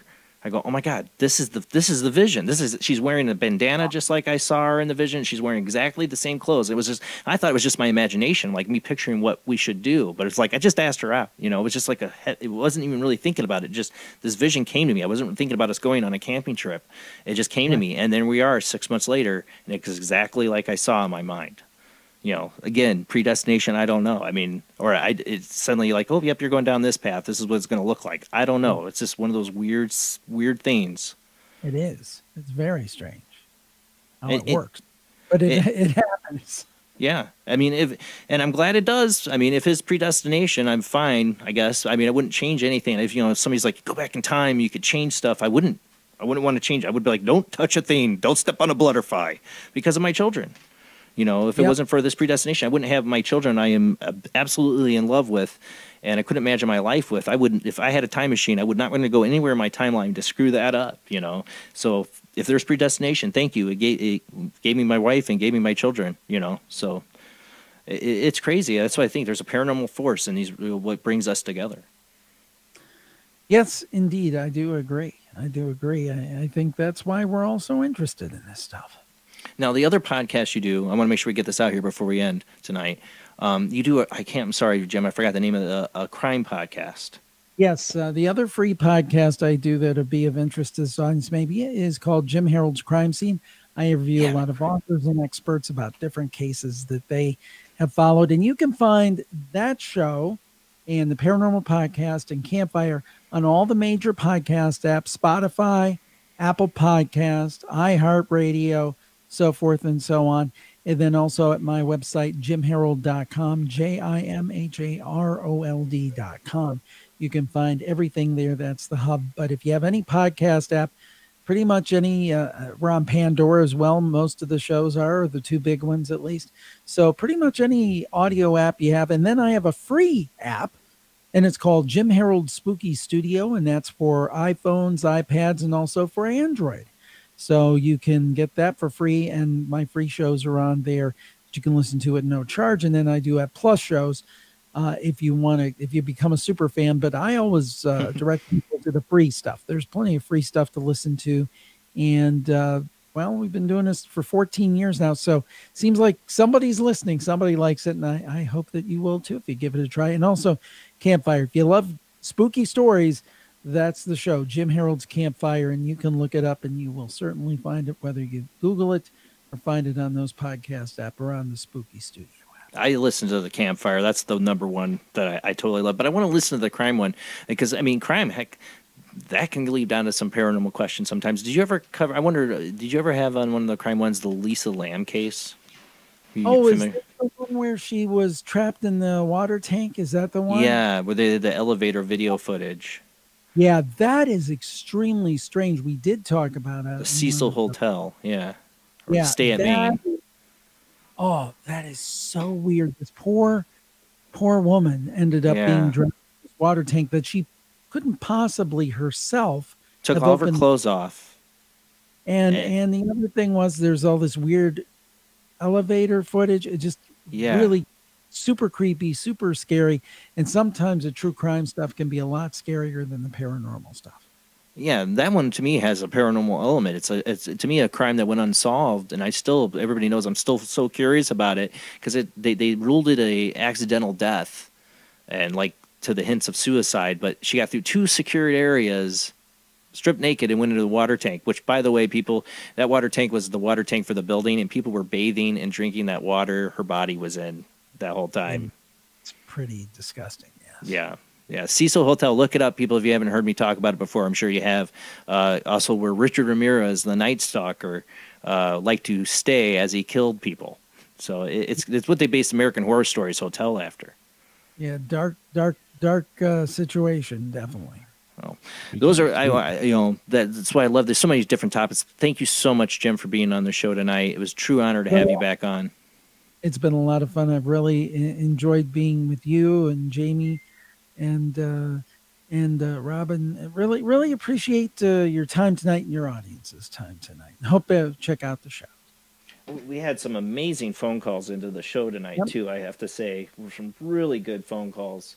I'm just kind of taking a peek here really quick before I end. Okay, so I had to see that. But, yeah, really amazing phone calls. Thanks, everybody who called in and shared their experiences. Again, Jim, awesome to have you on.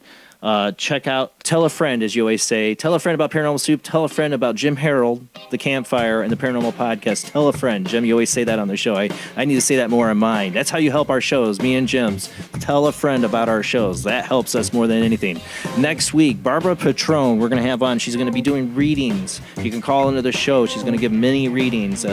She's a medium, and this will be her first time on the show. So be ready. Call in. Have an idea who you want, what kind of communication you want, who you want to come through. She's going to be doing readings next week. Same bad time, same bad channel. 11 p.m. to 2 a.m. Eastern, 10 p.m. to 1 a.m. Central, 8 p.m. to 11 p.m. Pacific. Tune in on Midwest Paranormal Presents Paranormal Soup's Facebook page or on YouTube at Paranormal Soup Jason Bland. And check us out at Paranormal Soup's 24/7 radio network. You can check it out on the Paranormal Radio app on Talkstream. Don't forget our Patreon. Go donate, subscribe, help keep the show going, and get us out to new places like we should be on a podcast coming soon. Thanks again, Jim. Everybody, have a great night.